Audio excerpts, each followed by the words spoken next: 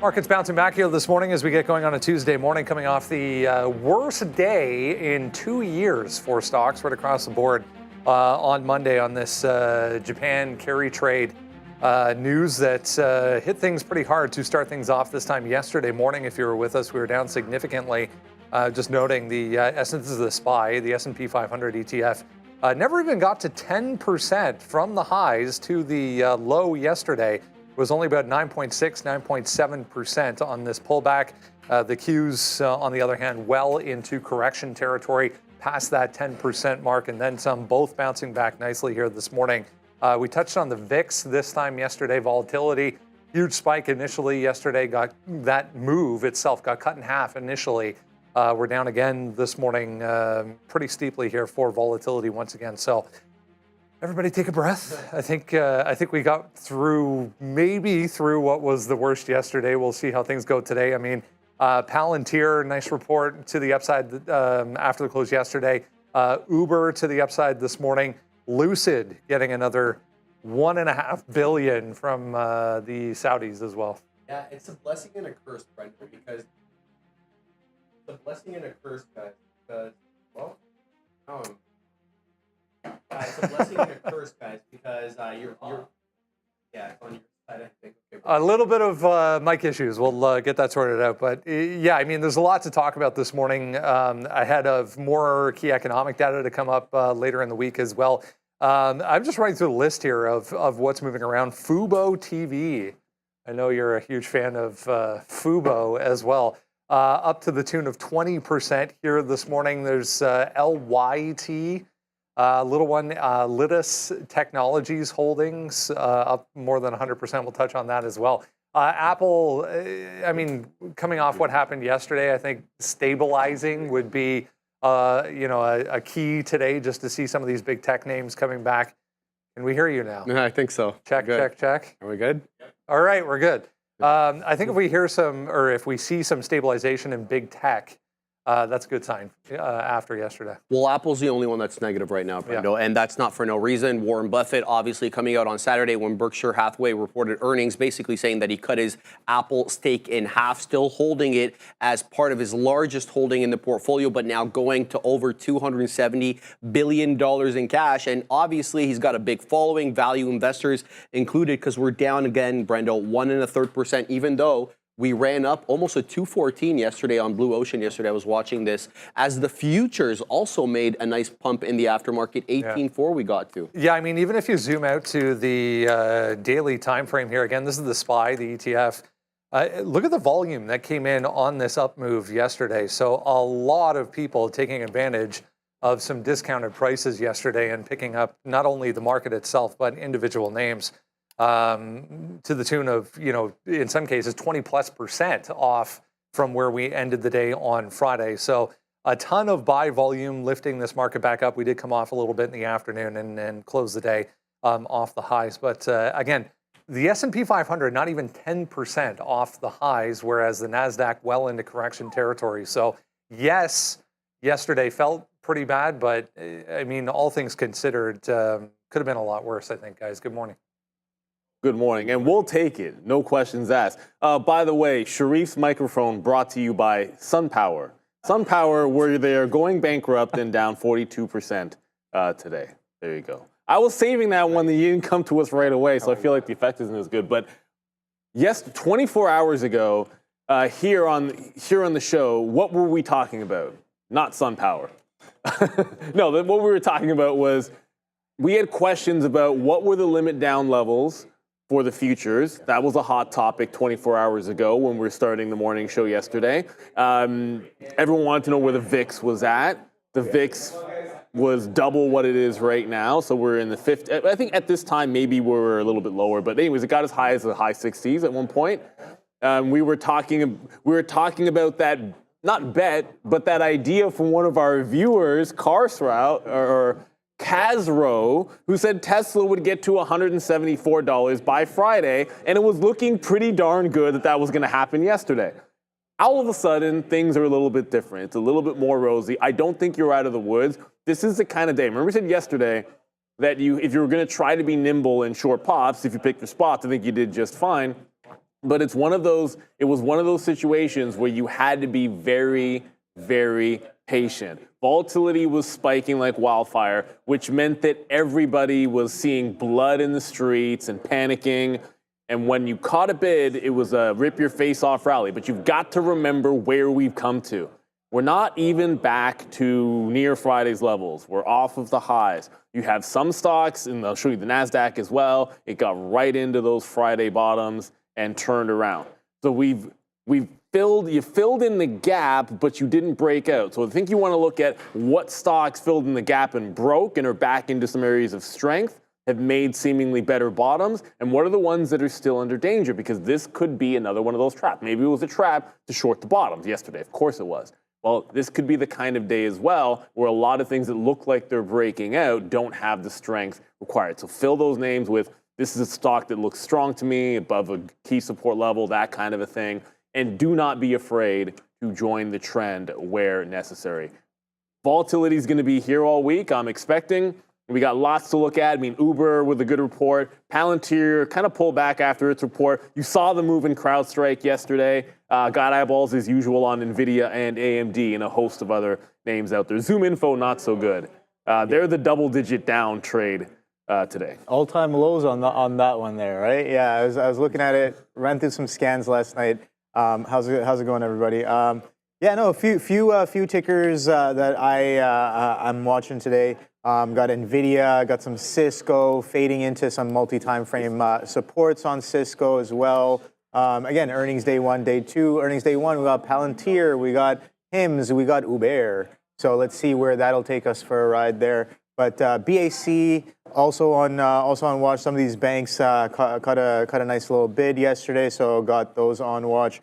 CrowdStrike as well with that Delta news yesterday, getting an upgrade today as well, I think. And breaking a little bit of that trend that we've been seeing since that the whole CrowdStrike debacle. So let's see if that thing can do a little bit of reversion today.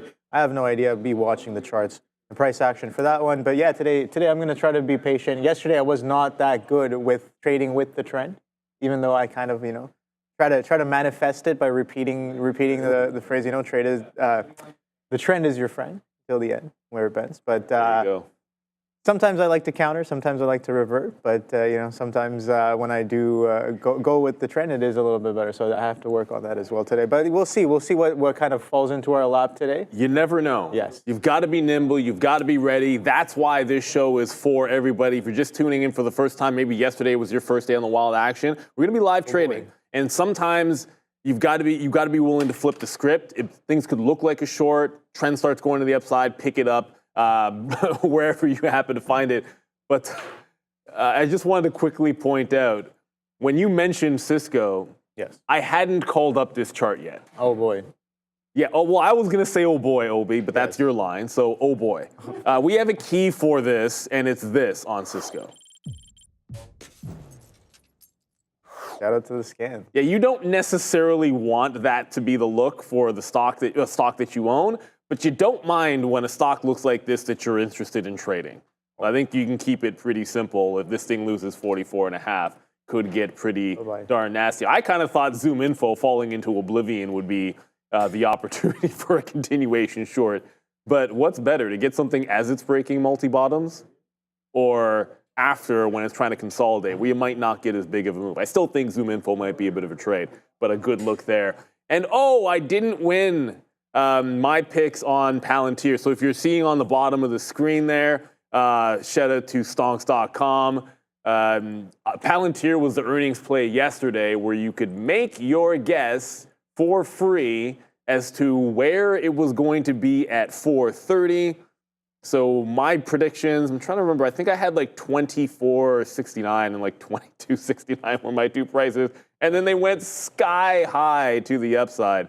But today, it looks like it's going to be Airbnb aftermarket earnings. So that's where you can check out stonks.com. Again, claim your free entry. I haven't decided what I want to do for Airbnb, but I can hit claim, go right there, and then you have a chance to win up to, I mean, it's $250 for first place, $150 for second, $100 for third, but it's $1,000 prize pool, and it's completely free to enter. So check it out. A lot of fun. Airbnb earnings after the bell tonight will be the pick. But I didn't take it down for Palantir. Let me know in the chat if somebody actually got something for their Palantir guess.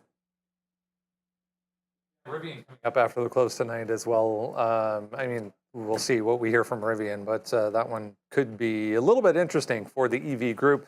Here's Uber, meanwhile, this morning, gapping down yesterday with the overall market. Right from the word go yesterday, I mean, we had a little bit of bounce into the open, but right from the word go yesterday at 9:30, this thing was just straight to the upside. Into a report that ends up being better than expected here this morning. We're back to session highs right now.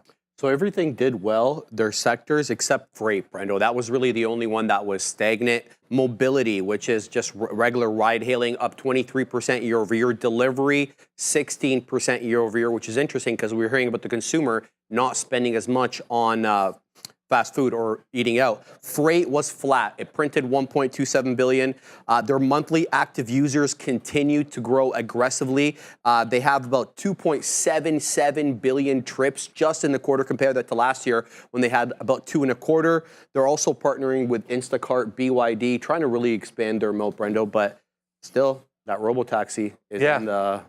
We'll see what the end result is, obviously, in the future with robotaxis and autonomous driving. But yeah, Uber, I mean, better than expected, impressive nevertheless. A lot of people still talking about this. This is the dollar-yen on a daily chart. If you zoom in here, we're green today. It is coming off as we speak, however. Volume a little bit lower than what we saw yesterday, but the acceleration to the downside, really what kicked off this move in equities to start things off on Monday morning, globally as well, right across the board from the Asian markets through Europe and then into North America, as that yen trade got unwound, or positions seemed to get unwound. I mean, if you go back to last summer, shout out to Frank Caberna over at IG, he and I were talking about this 150 level on the yen coming into play numerous times into the beginning of this year as well. It stalled out there as the Bank of Japan was holding the currency below that 150. We did get above it finally, and then they stepped in last week. Just to summarize, they stepped in last week on Wednesday with that unexpected hike, and it was straight downside for the yen ever since. Looks like 144 is starting to hold, which is this area from middle of the year. I mean, end of the 2023 came into play again throughout the summer in 2023 as well. But I mean, significant levels here for the yen. Whether or not they hold or whether or not it does continue to accelerate remains to be seen, but volume definitely lower than what we saw yesterday. Certainly, Brendo. Not an area that I understand too much about, Forex, but obviously it did have the effect of creating a lot of liquidity in the market. We'll have to see if this continues. I mean, I was reading separately here that Japan is kind of the bank, the world's financier. Everybody goes, you deposit your money in the yen, you borrow at almost no interest, and then you go in and reinvest everywhere else. How long can that be sustainable for? Yeah, and we'll have to wait and see. If someone had, say, Sharif had $1 million loan from a bank over in Japan that was costing you essentially nothing, overnight, all of a sudden, the value of that loan becomes 1.2 million, and then you're also paying interest on top of that. So that's why we start to see some of these positions disappearing for investments, guys. Sharif, Small loan, $1 million. Small loan for Sharif, obviously. I mean, what are we talking about here? That's not even a big deal. But one of the what? You're on camera right now, by the way. Nice shirt. I like that shirt. Nobody told me it was like wear something blue day. Yeah. I never get these memos. Adara's got some blue on. I think Brendan's in navy blue. That's what it looks like to me. That's like a deep blue. And then obviously I got to buck the trend like a chump, even though half the crap I wear is blue. That's fine. Leave Neil out. Don't let Neil know what's going on. You didn't get the memo today? I never get that memo. Warren Buffett, we were just talking about this. Look, obviously, I think it makes a lot of sense, and let me just get this out of the way for everybody at Real Trading. If you want to check out and track like USD yen, here at Real Trading, we do have Forex. Like I could trade this if I was a Forex trader. I'm not a forex trader, equity trader. That's pretty much what we're going to be looking at. But you can track this if you're interested in looking. If you want to look at volatility, look at volatility. If you want to go look at currencies, you can have that up as well. I'm just keeping an eye on it today, because if we do see maybe some kind of a big break down or out, I just want to be abreast of what's happening with USD yen, just given what happened yesterday. But I wanted to note the market was pulling back in just a little bit there into 18 thou, and Apple, which is down over 1%, let me be the weakest name out here, is starting to slide a little bit back toward afternoon support at 204. So if we were to lose support, Apple's looking relatively weak here underneath that close of 209. Randy's in the building. What up, Randy? What's going on? Feels like a Monday. It feels like a Monday because it was a Canadian holiday yesterday where the only people here were the traders and then us on the show, and everybody else was off. Randy, how did you enjoy that holiday? I know you would. What'd you get up to? We got a mic? Look, a mic. Nifty. Decent weather. Got some yard work done. Just hanging out with the kids and the wife and in the pool and just stuff. That's what it's all about. That's what it's all about. Coffee time? It's always coffee time. Coffee time, Obi? I am okay. He's okay. It gets cold so fast. I'm just saying. It's still warm, to be honest. Is it though? Yeah, it is. Okay. Yeah, thank Mine's you. getting cold. Thank Be right Thank back. you very much, Randy. Thanks, Randy. There he is, our own Mr. Clean. Randy in the building. No, just be careful with this Apple, man. Everything is up. When I sat down, everything was gapped up, Obi, that didn't have earnings or some kind of a headline for bad news, except for Apple. What was weird about it was Apple was the breakout that I wanted in the morning at 200, and fast forward to right now, and suddenly it looks a little bit weaker than all of the rest. So just be careful. I mean, Apple is one of the few stocks over its 200 period that didn't even get anywhere close to it. But sliding to the downside is Warren Buffett's most recent sell. Yeah, no, I was looking at some of those, yen-related moves last night. Absolutely wild. Some of the action that market has been having, and maybe potentially some of the effects that carried over into the U.S. equities, right? So a nice little look at strong flush on the Nikkei futures right here. All the way down. Look at this. I don't know. This breakdown drops down how much right here? Over 20% or almost. Well, yeah, over 17, 18% there from some of these prior levels just a few days ago. Absolutely wild move. But I think again, we were talking about this ticker yesterday. Might be on watch a little bit today as well, just to see if it kind of has a bit of a reversion. Let's see if it has any sort of moves there today. But yeah, no, I heard you talking about Apple. Apple threw that 200, man, yesterday. That was absolutely wild. Kind of a very aggressive move, and then it held most of that price action in the upper range for most of the day until end of day. We get a little bit of sell-off into the last couple hours there. But yeah, bit of a downtrend coming off of yesterday's levels in the pre-market today. Let's see what we got in store. Again, earnings day 3 for Apple today. Let's see what happens. I was just noticing Caterpillar up nicely this morning after a nice bounce back yesterday. They're pointing to increased demand. So we're right back to this significant, what was that, 325, I guess, was that chop zone that we stayed in for June and July for CAT before that run up to 360. But basically the prior 2 days of declines getting erased here this morning. Exactly, Brendo. And we got that 300 touch. So I talked about this quite a bit on the midday show. We talked about 300 being that key area of technical resistance and how Caterpillar didn't make it down after that last earnings report. It was kind of waffling with support at 320. We got the 300-ish touch yesterday. Look, this is a story lately that's been carried out by AI data center build-out. So they're building these things hand over fist, and Caterpillar's involved in doing this as well. It really hasn't been about the play that I was looking for last year, which was home build-out for millennials to kind of coincide with the move that we saw with Lennar and some of the other home builders. It hasn't manifested, Brendo, and I didn't really read too much about that in the report today. So we were talking about other areas outside of semiconductor specifically that would benefit from this build out of these data centers, and this is a perfect example of that. I was just noticing Snapchat here moving around a little bit, back above $9 this morning. If you remember last week, earnings were a mess. There was a long list on Friday of downgrades and price target cuts. It looks like a few more. End of the day yesterday, coming in after the close, but we are bouncing back here above $9 for Snapchat as well. And this is the thing you and I talked about last week. We're like, let's not be so quick to say, oh, well, Meta did very well in digital ad sales. I'm sure Snap will do well. We didn't see that with YouTube. YouTube got hit with respect to digital ad sales. Snap here also coming out. So Meta looks like, they're kind of flying alone here with respect to growth in digital ads. We'll have to see if that can continue. Yeah, I mean, everything down so much over the past couple of days, worth a bounce possibly today here for Snap.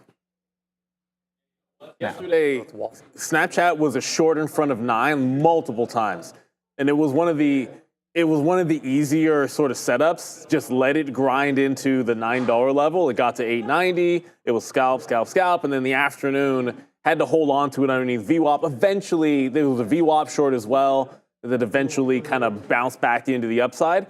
Interestingly enough, it might be setting up simply in the other direction. So you've made some kind of a post-earnings bottom, at least for the first time. That's nasty. Clearly, we can all see that. You get the bottom, you get the higher low, now you're out above that 9 level. So if it holds on to 9, this feels like it would be a long today. I like a few other, I like the CrowdStrike's a similar setup that I just like for a continuation. This would technically be it trying to break it out the first time on Snap. So I think it's worth watching that $9 level. I kind of prefer CrowdStrike. I have a level 2 dedicated to that. And I didn't want to gloss over, I know we were just talking about Caterpillar, and quickly, I don't know if that's going to be in our rundown. Caterpillar, the last time that I traded this off earnings, I was on the show with Arun, and I liked the long and he liked the short. I remember exactly what happened. Came out in the morning, it broke me into the long right after 9:30, and I think shortly after that, triggered him into the short. I got out of the long on the break, triggered me out for a few dollars worth of a hit, and Arun went into a short. It then ran the top, stopped him out, and then ran for the rest of the day. So the lesson I learned from that is on Caterpillar earnings, if it's not already breaking out and it's sitting inside of the range, let it settle down early. Because when I look at that daily chart, hold a 200-period moving average, lit grab underneath previous support under 315, it looks to me like a breakout above the 50-period again, like this little area of resistance, technically support the last time we were there. Out and about this 330, low 330s, like it needs to break out above that, maybe even like 333, 334. It needs to break out here. But just taking a break at 9:30 when nothing is happening on the stock is a good way to get rinsed. So you need to be a little bit more patient with it and not just take the first available fill on Caterpillar. Yeah, so I guess we did talk about Caterpillar this morning, and I was like, yeah, okay, maybe potentially on watch. I have traded before on earnings day one.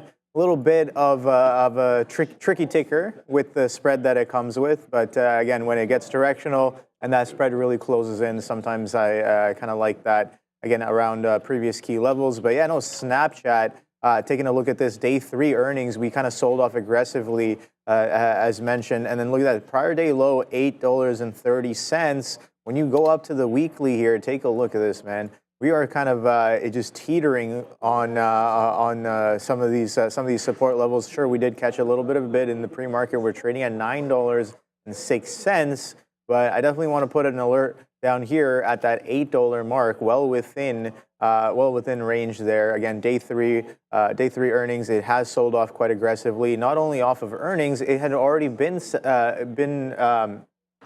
it was already being sold off, kind of coming into earnings.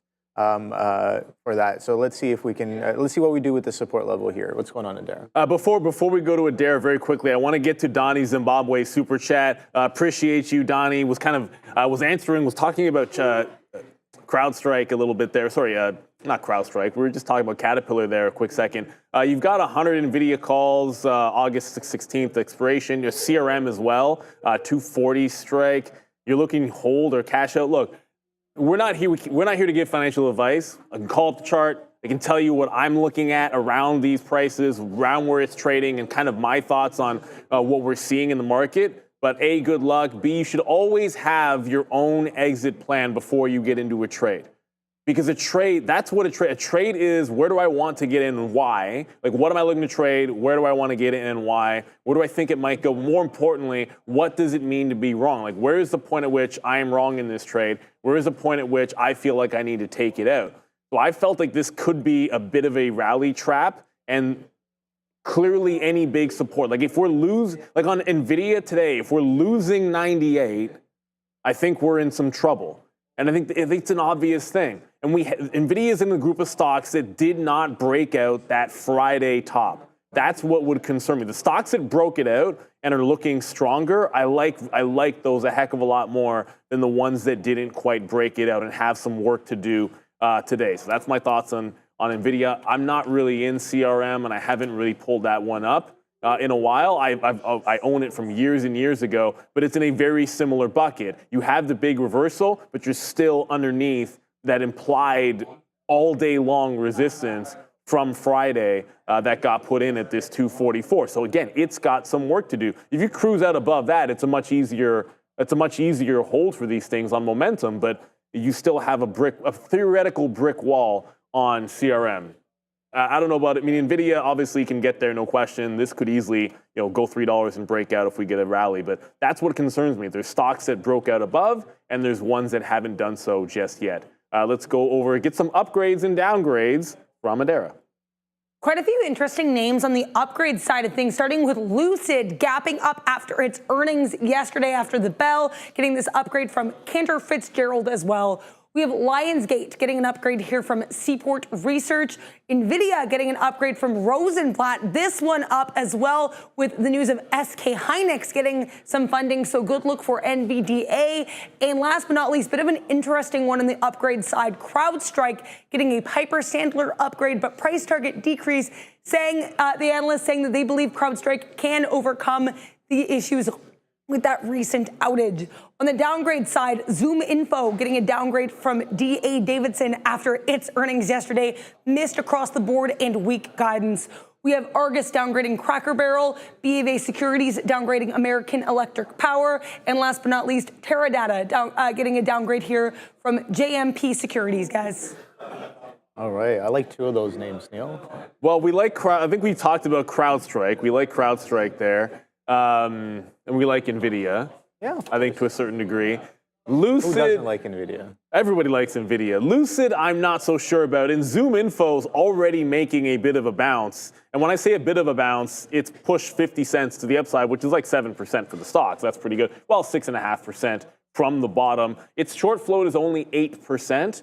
But this would be one where I'm looking for a patient opportunity to zoom into some kind of a short. It's just so far away from where the gap was. They call it breaking 10.5. I chuckle because you're not getting that price. Maybe into the 950 area, like where this flat bottom broke. Like yesterday, everything rallied at the open, and that rallied from 950. So that would be in play. I think the 875 would be very, very tight to where it's going to open to.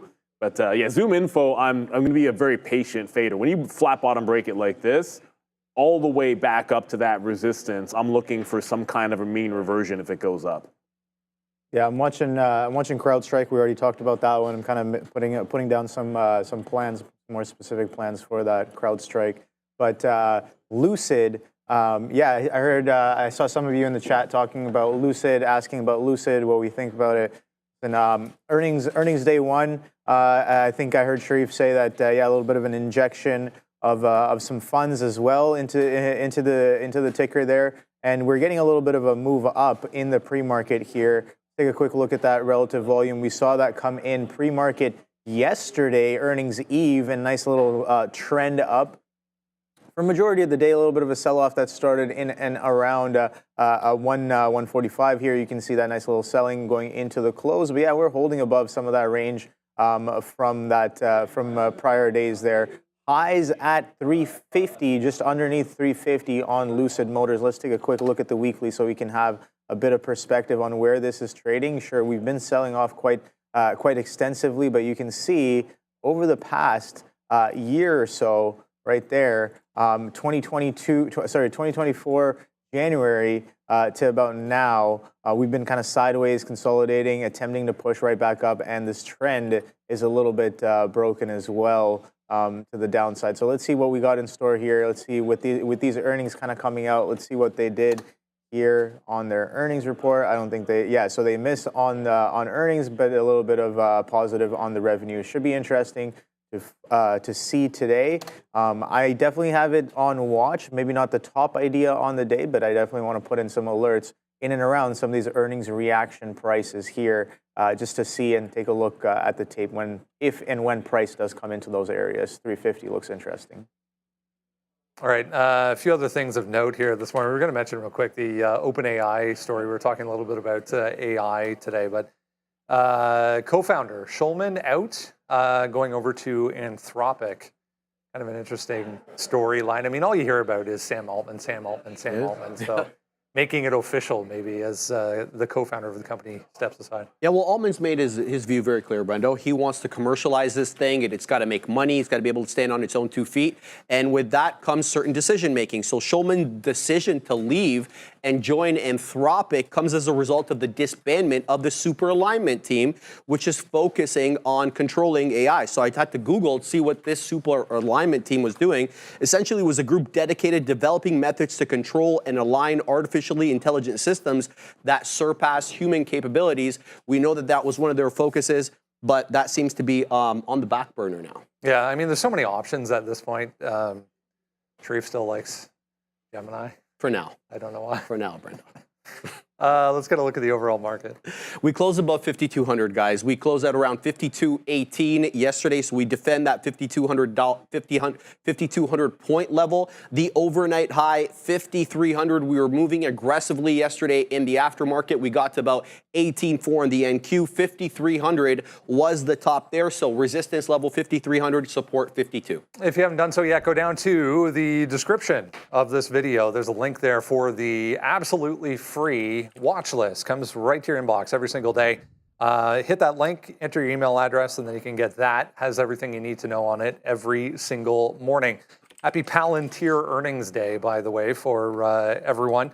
Back to the upside this morning in a pretty big way here after better than expected Q2 results. They're also, raising their full year guidance. That's never a bad thing. It was interesting. So they did this new thing called a boot camp. Never heard of this. Essentially what they're doing is they're inviting companies, getting them to know how their AI systems works, basically teaching them how to use their AI system. And that's actually led to a lot of signups commercially, especially. So their U.S. commercial revenue grew 55% year over year, Brenda, as a result of this boot camp. Separately, Wedbush analyst Dan Ives loving what he's seeing here, calling it a game changer. So we'll have to see how they trade. Yeah, back to session highs right now. I mean, we're off that aftermarket high yesterday a little bit here, guys, but starting to point back in the right direction this morning.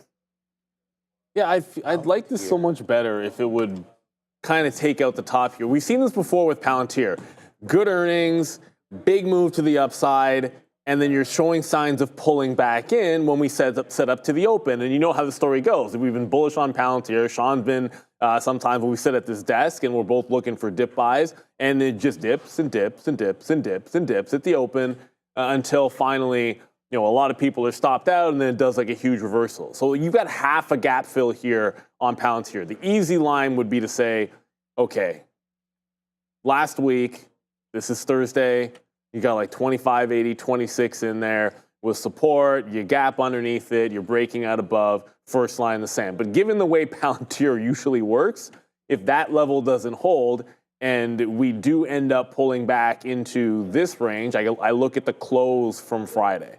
So Friday's close area would be like that Alamo spot, let's just call it, where if you dip down into that price, I'd look for a reversion. So if you lose that previous support at 25.80, I think you got a bit of a dip. And then just to have a complete plan of action for Palantir after earnings, this breaking 27.5 zone is set up to be able to rally. We're not going to you can't get to the 30 break that everyone was excited about post earnings until you get through 27.5 and 28.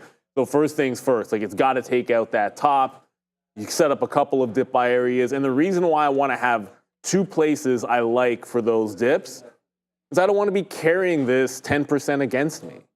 Like, we've seen that happen on Palantir where it just keeps on falling. And if you happen to like the long, the only way to play it is to be patient and wait for the short. The example would have been yesterday on Snapchat. Well, if you liked it short, you couldn't just short it at 850. You had to wait for it to test $9. And if you tried shorting it the whole way up, congratulations, it didn't break 9 and you would have still not lost money. But all the better if you just waited for it to get to that key level. So if you have a key level on a dip buy, like that pre-market bottom, and then again at Friday's close, those are the spots that I'm going to wait for on Palantir.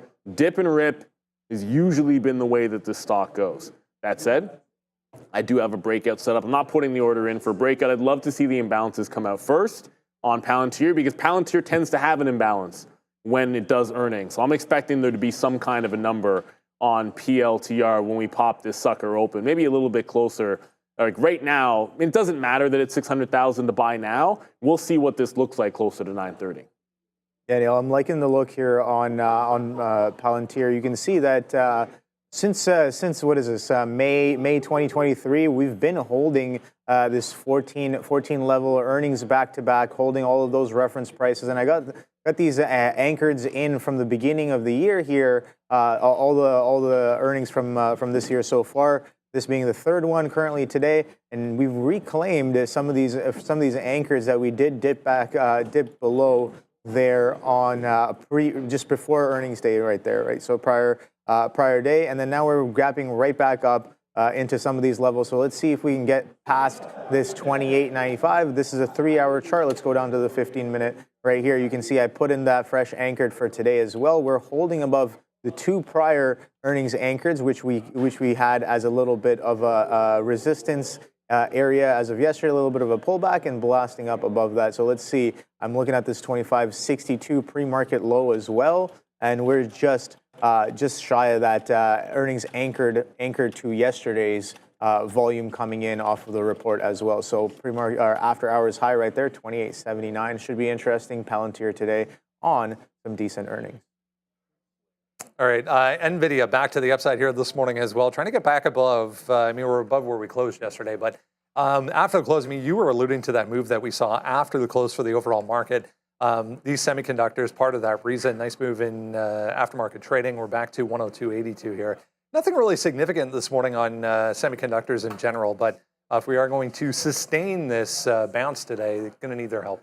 Oh, yeah. It was a great day for the semi recovery. Yesterday, you saw things like SMCI recovering 16% to the high side, and no real specific catalyst today. They did get an upgrade, obviously, NVIDIA. But there is this story. SK Hynix, which is one of their companies that they do business with, especially for HBM high bandwidth memory, which they connect to their GPUs, the H100, the Hopper, and the Blackwell. They got a nice nod today from the U.S. government. They're going to give them about $450 million cash. They're going to use that to build out the plant that they want to build out in Indiana. And they're also going to get about $500 million worth of loans. So great look there. And Brendo, they can apply for a 25% tax credit under the investment tax credit program. So good margins, maybe. Active, to say the least here, almost 9.5 million shares traded already for, it was New Street with the upgrade today on NVIDIA. Never the volume leader. Every single morning, you're going to come in and you're going to want to look at NVIDIA because that's where the volume is. Everything did fantastic volume, relatively speaking, yesterday, but it's an everyday basis for NVIDIA. So we talked a little bit about this with Donnie Zimbabwe's Super Chat, but just to quickly go over it again, 100's a nice round number, but that's not where the action arrested. It was a key price going back and forth off of 100, but really supports down here just underneath $97. Sorry, $99. So call it like 98.5, 98.75. That's the area where the support is. I think, as I said, if we lose 98, I think you're in trouble today. If we don't, I want to look for those longs, at least up and until you get to 108. There's room to there, and it just comes right back down into where did we close on Friday and the stocks that were above it or below. No, it's not necessarily what everybody always wants to hear because they want NVIDIA. AMD, different story. AMD holding out and about above Friday's high, So that's Friday's close right at that 132 area. That was early morning support yesterday. Similar thing, if AMD can't hold this 132 spot, I think it looks pretty nasty. But holding its bottom from here is just a higher low, and it suddenly looks pretty strong off that 134. It's a long ways away, but I like a 140 break on AMD today if it can get there. I feel like if AMD is that liquidity grab and is a little bit stronger, if it gets to 140 and we're up at tops and I'm picking what breakout to take, I'm looking at that AMD over 140 into 145. Just a little bit more relative strength. So the dip buy, I have no issues with, look at the dip buy on NVIDIA, but AMD, if it takes that 140, I want to be ready for it. Just one last thing. Intel might be trying to make a post-earnings bottom here today. So it wicked 19. We were short it yesterday at 20.35. It's at the exact price that we were sitting short. So sort of like Snapchat, it has to either confirm back underneath. If it breaks out, I think it could easily get to $22 today. So I'm not sitting in any like Intel shorts that are above that 2040 area. It just needs to reaffirm that it's still a short. At this point, this is the strongest it's looked since earnings. Yeah, man. The NVIDIA is looking interesting. Remember when back when we were at 100? I remember that yesterday. Yesterday. Yeah. So NVIDIA all the way into 100. 90.69 is the day low. Hello. But that 100 pre-market bounce right there should be interesting. We saw that action that it did in and around that 100 going into the later half of the trading day there. Nice little chop and churn. There should be interesting pre-market lows defined at that 100 mark as of right now. So definitely got that level on watch. Let's see if we can reclaim some of these prior levels as well if we do catch a bid on these markets. This 18,000 on the NASDAQ looking interesting for sure. Oh, there's a strong stock up there, Uber. No, I was gonna say it's a strong stock. By the way, it appears Kamala has picked Waltz. I actually thought it might be Shapiro, but Minnesota, from Minnesota, so obviously an important state. But we'll see what happens. I don't know that that's going to mean anything for the markets one way or another. I don't know that much about Waltz from a political standpoint, but you only care about what moves the markets at the end of the day, and I don't necessarily see much of a reaction to that just yet. So we'll keep our ear to the ground just in case we say anything. But what a good day for Uber, boys. Uber back to the upside this morning. Session highs right now, coming off better than expected earnings, as we said. Gap down yesterday as soon as the market opened and was straight higher all day long, including after the close. So up significantly here, a beat right across the board, better than expected forecast. We also saw, as you were mentioning, a little bit of a question mark still. I want to say 3 quarters in a row, they've pointed to this freight, Uber Freight, as still a problem for them that they're trying to figure out. They actually use the same type of auctioning system on their freight that they do on their ride-hailing systems as well. So it's interesting because we saw this component of the business really fly during the pandemic when freight levels were at all-time highs. That's obviously not the case anymore. So drawing back a little bit here. But for a company that really had trouble turning a profit for over a decade, they're really having an easy time with it now. $1.02 billion in net income. That is all take-home money. I mentioned this obviously earlier. Mobility bookings up 23% year over year. Delivery gross bookings 16% year over year. And their monthly active platform consumers, 156 million people are using this just in the U.S. every month. Yeah, including me on the weekend. I can't remember. I was actually thinking about this. I can't remember the last time I was in an Uber, and then randomly we were out on the weekend and we took one home. So it's been a while, but yeah, good quarter. Uber, Caterpillar just took out 315, just went red on the session. So I'm going to make the assumption the call would be ongoing right now. They must not like something. This is why you got to wait till 9:30 of these morning earnings plays. Remember, after the market becomes open, this is when you're going to get a little bit better price action, much better liquidity, and then you'll be outside of that earnings call, which always matters. Look, Uber, you're going to see a line at 62.5. I don't think this is very complicated. It was support here in May at $62.5. It lost that support just a couple of days ago to make the bottom that every stock made, breaking out above it. So look, 62.5 into 62 would be that first dip zone. If it holds on to this, it's dip and rip into 65 and then cross the 65 bridge. When you get there, that was a wall of resistance at $65 for quite some time. I mean, you rejected 69, 70 up here, but the wall was at 65. So if you can hold on to the 62, 62 and a half, this would be a dip buy on clearly a big time breakout. And if it loses all of that, you still would have Friday's bottoms out and about at 59. Strong looking stock. Love the fact that you got rid of a lot of weak hands yesterday, I would think. And in terms of dip buying, I know a lot of people, I was asked in the chat, what did I dip buy on my personal account yesterday? Well, the only two things that I had orders on that already filled. I didn't actively pick up anything. I had an order that filled on Microsoft for my long term that I had planned on buying down there already. I had an order that filled in Meta that I had planned on buying already. I didn't actively get anything at 9. Well, we're here trading, and we don't buy on our personal accounts while we're actively trading. So I'm not sitting there putting orders in on my phone and my personal account. I just got what already filled for me. And I feel like for a lot of people, that's going to be the case.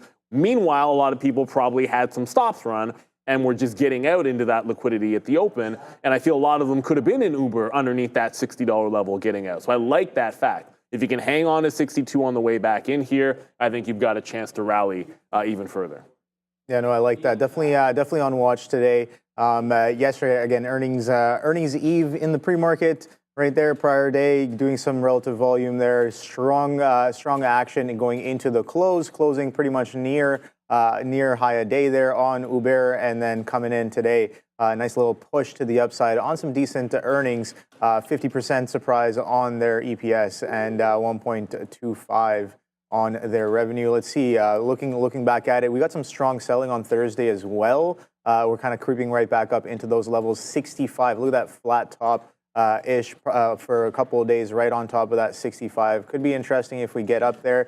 But yeah, no, if that bid is real from yesterday and we do pull back, where will it catch? Let's take a look at some pre-market levels here. Earnings reaction high right there at that 63 mark. Reaction low at 58.79 right there. So, and we have kind of broken trend coming into the open there, but I'm looking at some of these levels. 62, yes, Neil. And then 61 as well. Look at that. Some of that pre-market action showing up in and around that 61. Definitely going to be on watch today. Let's see if we have that continuation off the open. If that bid is real and we do a little bit of a pullback, where will it catch is the question that I'm asking. Oh, boy. Oh, boy. Take a ride in the Uber. After the huge washout we saw yesterday on Bitcoin down to 50,000, actually broke 50,000 to the downside. Nice bounce today. I mean, relatively speaking, this daily candle green so far, but coming off a little bit right now. We are holding this low, that 53.5, 54 area, but I mean, still well off the highs here for Bitcoin again. Yeah, it was a tough day yesterday and over the weekend for people holding crypto because there was a lot of margin calls. A lot of people got involuntarily liquidated as a result of the brokerages calling up or liquidating positions without telling you. So a lot of upset people over the weekend. So with respect to the actual inflows, outflows with for the ETFs, Bitcoin and ETH ETFs saw net inflows yesterday. So good luck. We're trading about 56,000. There is this question, though, about Bitcoin or cryptos just, use as a store of value being called into question again because of what happened yesterday. But, hey, that's just the way it is. Yeah, I mean, it's how this thing is traded for ever and ever and ever. But trying to hold on to some support here today, guys. Last week, I know I got credit yesterday. Or it was yesterday. Someone was like, "Hey, Neil called that Bitcoin was going to down into the 50s." And to be clear, when I said that, I had zero expectation that was going to be on Monday over the weekend. Like I didn't think that. If I thought that, I mean, I would have found some way to make money off it. I felt that's where we're headed on the higher time frame. Well, okay, well if that press to 54 and then down into 50. Comes right back into said 54 level, looks to me like that's your support. And if you're above, maybe even call it the 53 because that was more significant. But I like both of those levels. And if you're above them, I think you're kind of A-OK here. What concerns me about coin, in particular, coin was what we were trading, is coin went right into this 200 level, 198, couldn't get back into Friday's high. So you had that recovery. We're back above 54. and coin just can't seem to get back out and about above the 200 level. I'd like to see it breaking out that range, and I'd be a little bit more confident in it. That's why it's not on my list today. And I look at Mara, oddly enough and weirdly enough, Mara did manage to get back to Friday's levels and is just sort of hanging out above it. Looking a little bit better if it can hold on to 17. Not to the point that I like either one of them trading over Uber, Palantir, Nvidia, and like CrowdStrike here this morning, but at least for now, this 17 level looks a little bit better than what I'm seeing on Coinbase. I'm not a huge fan of either one. I feel like you could lose that support right away, and you're just $1 down, and you've got to be very, very patient. So these crypto names, just for myself, unlike yesterday, I'm not sitting there, this is a level I like, and we're going to take it, which we did on Coin. I just want to be patient and wait for something to settle down. Like the 200 break on Coin looks pretty good. You're just not that strong into it just yet. Like we're sitting at 192. That's a little far away to just be sitting there with an order at the open. Yeah, a little bit of an unwind happening on the Bitcoin. You know me. I like to look at higher time frames as well, especially when some strong action comes in. 74, just shy of 74 are those highs. We dropped all the way down into just below this 50,000 level right here. You can see on the way up, we took a little bit of a bust stop right underneath, in and around this level here, a little consolidation leg up to those highs there. We did a little bit of a wick dance, kind of testing those. But let's take a look at a higher time frame here, right? Take a look at this monthly, Neil. And look, I think that if we kind of continue, got 25 days left to print on this month, but we've been starting to get a little bit weaker. We had strength all the way from September 2023 all the way into March 2024. Look at that, back-to-back green bars on the monthly, and then finally we're starting to see that bid kind of dissipate here on the chart. Volume decreasing as well. I like the 3-month chart as well, and take a look at this. We got lots of room to push into if we do break back below that 50,000. Should be interesting going forward today. But definitely with the markets doing a little bit of a panic puking, and then not just the crypto markets. we're seeing that multiple markets, not just U.S. equities, might have had a little bit of panic over the past couple of days, and we're seeing some of that come in. My question is, does that panic carry over? Are we not done yet? Are these positions still are they beginning to unwind? Because the thing is, the carry trade's beginning to unwind. It doesn't all happen at once. Exactly. It can't happen all in one day, right? It cannot happen all in one day. Some of these positions, like you start to push some of that volume into the ticker, like things can easily drop very aggressively. You try to sell your whole thing, right? And like I'm looking at some of these players, how much holding that they have in some of these equities. And I'm like, all right, well, definitely they're not going to do their business in one day there. So maybe this is the beginning of something new, a market paradigm shift. Well, that's why you got to be careful. I got to look at the stocks that got to the Friday close level, where there was resistance at Friday's close on a lot of these stocks, and the things that are above it and holding out above, and the ones that still have to test it. Because the ones that still have to test it, that's where I think more unwinding can happen in some of those names. And that was the difference between NVIDIA and AMD yesterday. Was NVIDIA didn't get above that level. Sorry, we're going to go to Lucid next, but I just want to, let's finish the thought. NVIDIA did not test those levels from Friday, where you had all kinds of sell resistance, like 107, 108 in here. Clearly there's sellers at that level failing a breakout and then ended up closing, and you had selling here at the 06, and you had a lot of consolidation sideways there. You didn't test it. Whereas AMD was stronger because it found it, consolidated, and broke the heck through it, took out the highs, and is now putting in a higher low. So yeah, you're still going to have chop everywhere potentially, but some things managed to at least eat through some of that sell action that you would anticipate, and others haven't done that yet. Yep. Now, don't get me wrong. That provides NVIDIA with plenty of opportunity to still chew through. I think if we hold 98, I want to look for some longs in NVIDIA. But just in the back of your mind, if you lose support from yesterday in the afternoon, how much do you really want to be fighting it? I would say not a lot. Wait for the next level down, and then worry about getting in. I think something else I want to add to that is, like, yesterday, there's a lot of brokers that were down, right? So people could not get their orders in for positions. True. A little bit of a tinfoil hat here, maybe tinfoil suit. I don't like if a lot of people couldn't get their orders in, when they do get access, what kind of orders will people be sending in? That's the question I want to be asking. FOMO buys.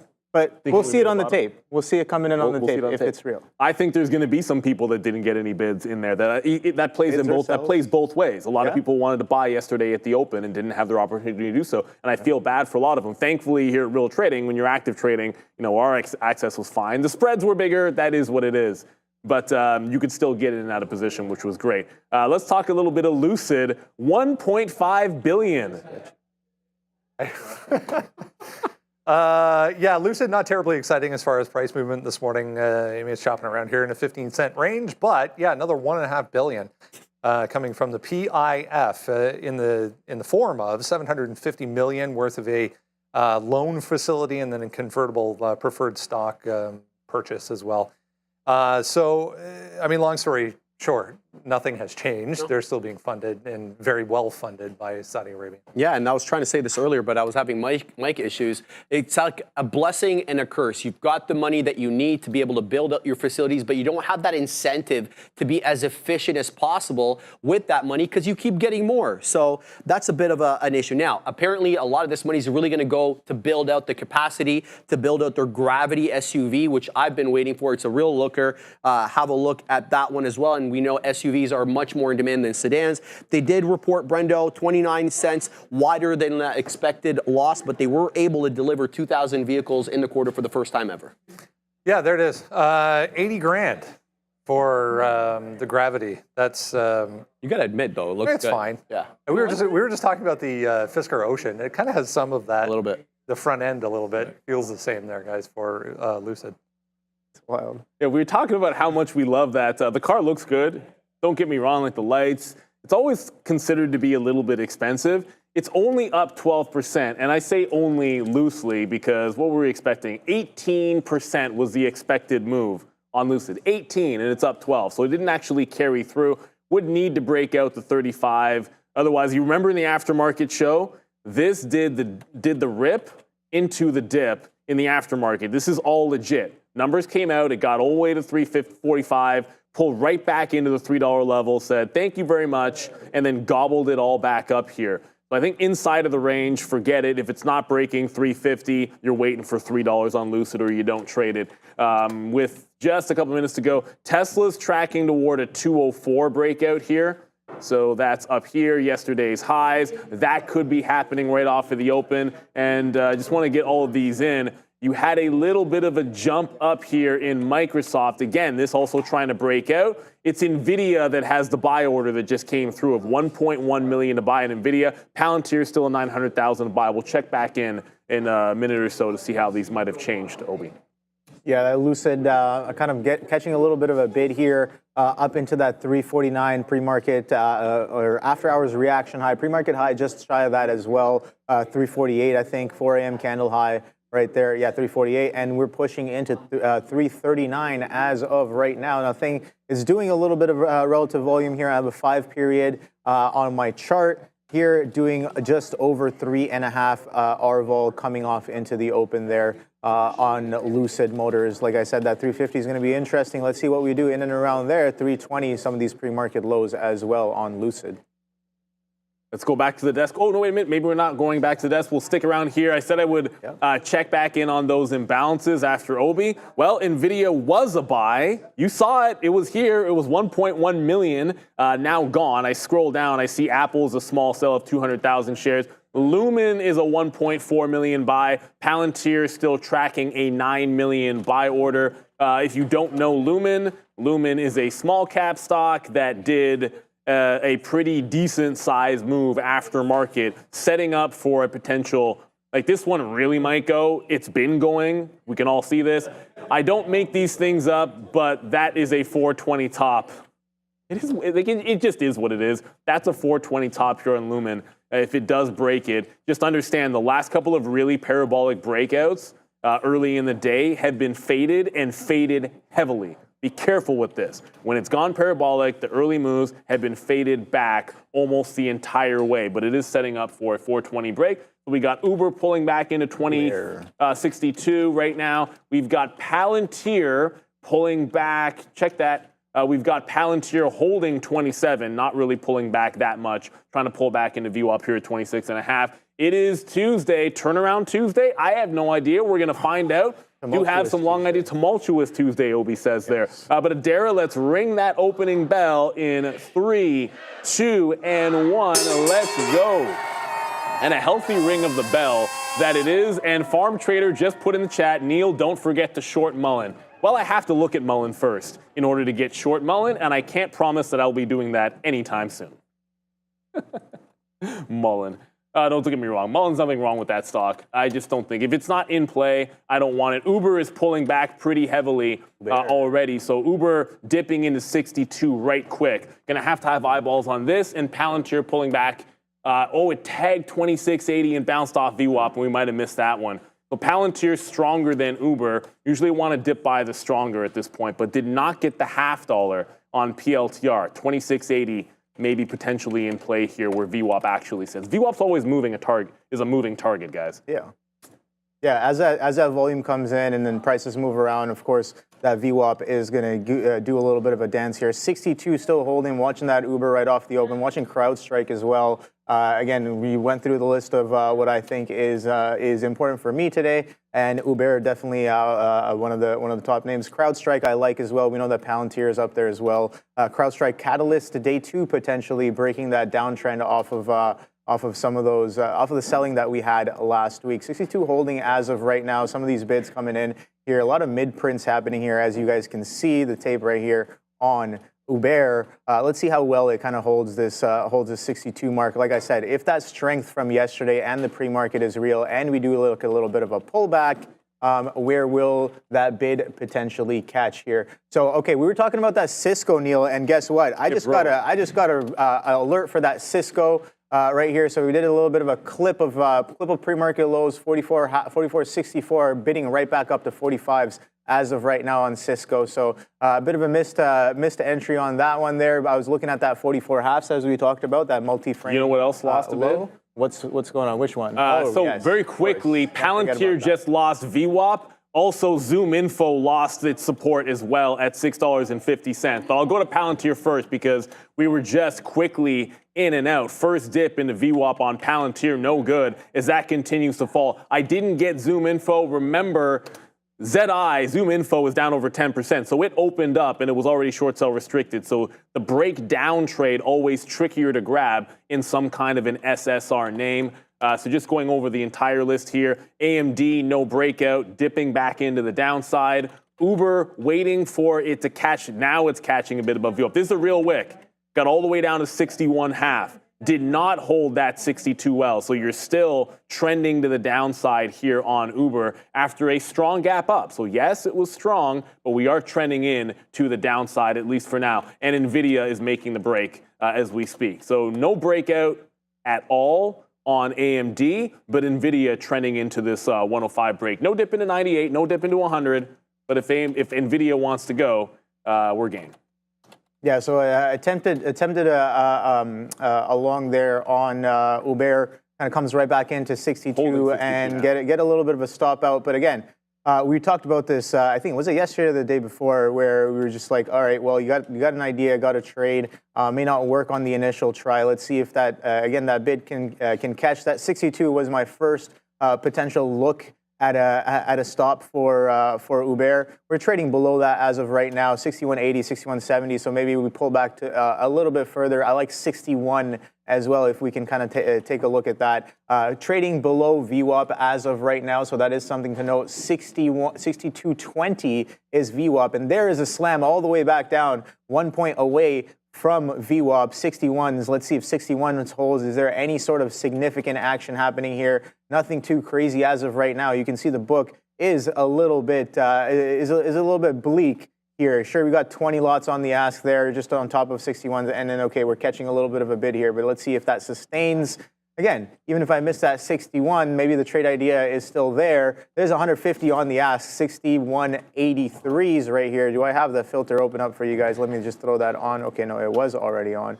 All right, so let's see. Some size showing up at the 80s, and we're trading back below into that 61. So let's see if we can catch a bid here. If not, the short idea off of VWAP might have been the one. 225s coming in on CrowdStrike as well. I like that price as well. A little bit interesting, but the spread on this one can be, it's been about 30 to 50 pennies as of right now. 61 cracking on Uber. Hello, VWAP sellers. You are definitely in charge right now. Yeah, it lost quickly. Before we get to Adara, you saw me try to grab 62s in there. You would have seen it flash in. It did not hold support at the bid at 61.5, so we're out of Uber. Got to let it wrestle back down in. 59 is the key level. Next, Zoom Info was able to pick it up underneath VWAP. Remember, it's short sell restricted down over 10%. But it flat bottom broke here at 65. First opportunity was right in here to grab a short in front of VWAP. Adara, what do you have for us?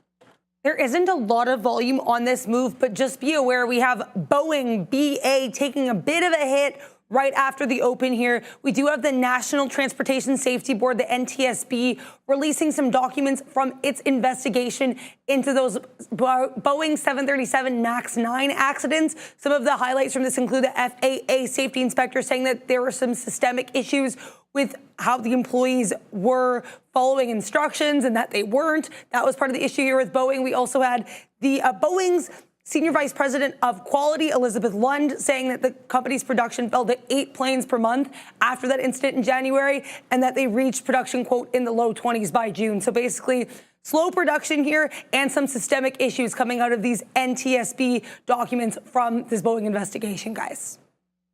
Uh-oh. Yeah, we keep talking about Boeing in the context of can you ever just not have bad news? So it is what it is. Yet another day. I feel like we need one of those signs that says, hey, we have had 5 days since a bad story over at Boeing. And then we could just flip it behind us. No, I have no idea what the actual count is.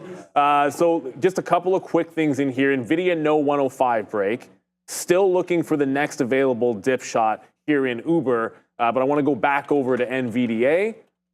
The market is maybe retesting that 18,000. So 105 came for the potential breakout trade. You're now going into the dip zone. This was a concern.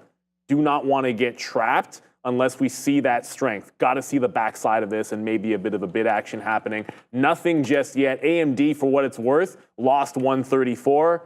Pretty simple not to get involved once that thing lost the 134 zone on AMD, which pretty much always brings me to Intel, which tried to break out. Intel tried to break, failing underneath. If it holds under VWAP and gets back down here, I will still look to be short that name. But let's be patient about this, because if you were looking for long trades, you got to be real careful with us retesting that 18 a level. If you look for dip buys, to me, you had opportunities to get out, and you had to wait for the next level down in a lot of cases. Don't want to hold 62 to 60. 60 half area, if that can hold, 59 is still a big level. So I'm in Uber, I'm short Zoom Info, and watch out for the Apple's down 2.5%. That's the other thing falling. At least that one looked weak and was never something that I wanted to be into the long of. Tracking NVIDIA back into 100, we have to wait for it to get there. It's trying to hold 102 as we speak. But Uber pulling to the downside. We've got this one out in front of 60.5. Palantir, this is why you get out of Dodge.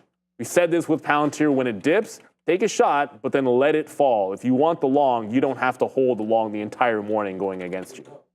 Yeah, so kind of getting stopped out a couple times here on Uber as it chops around this 61 mark. Yeah, you do have to note it's trying to hold there, kind of bidding right back up. So I do like that.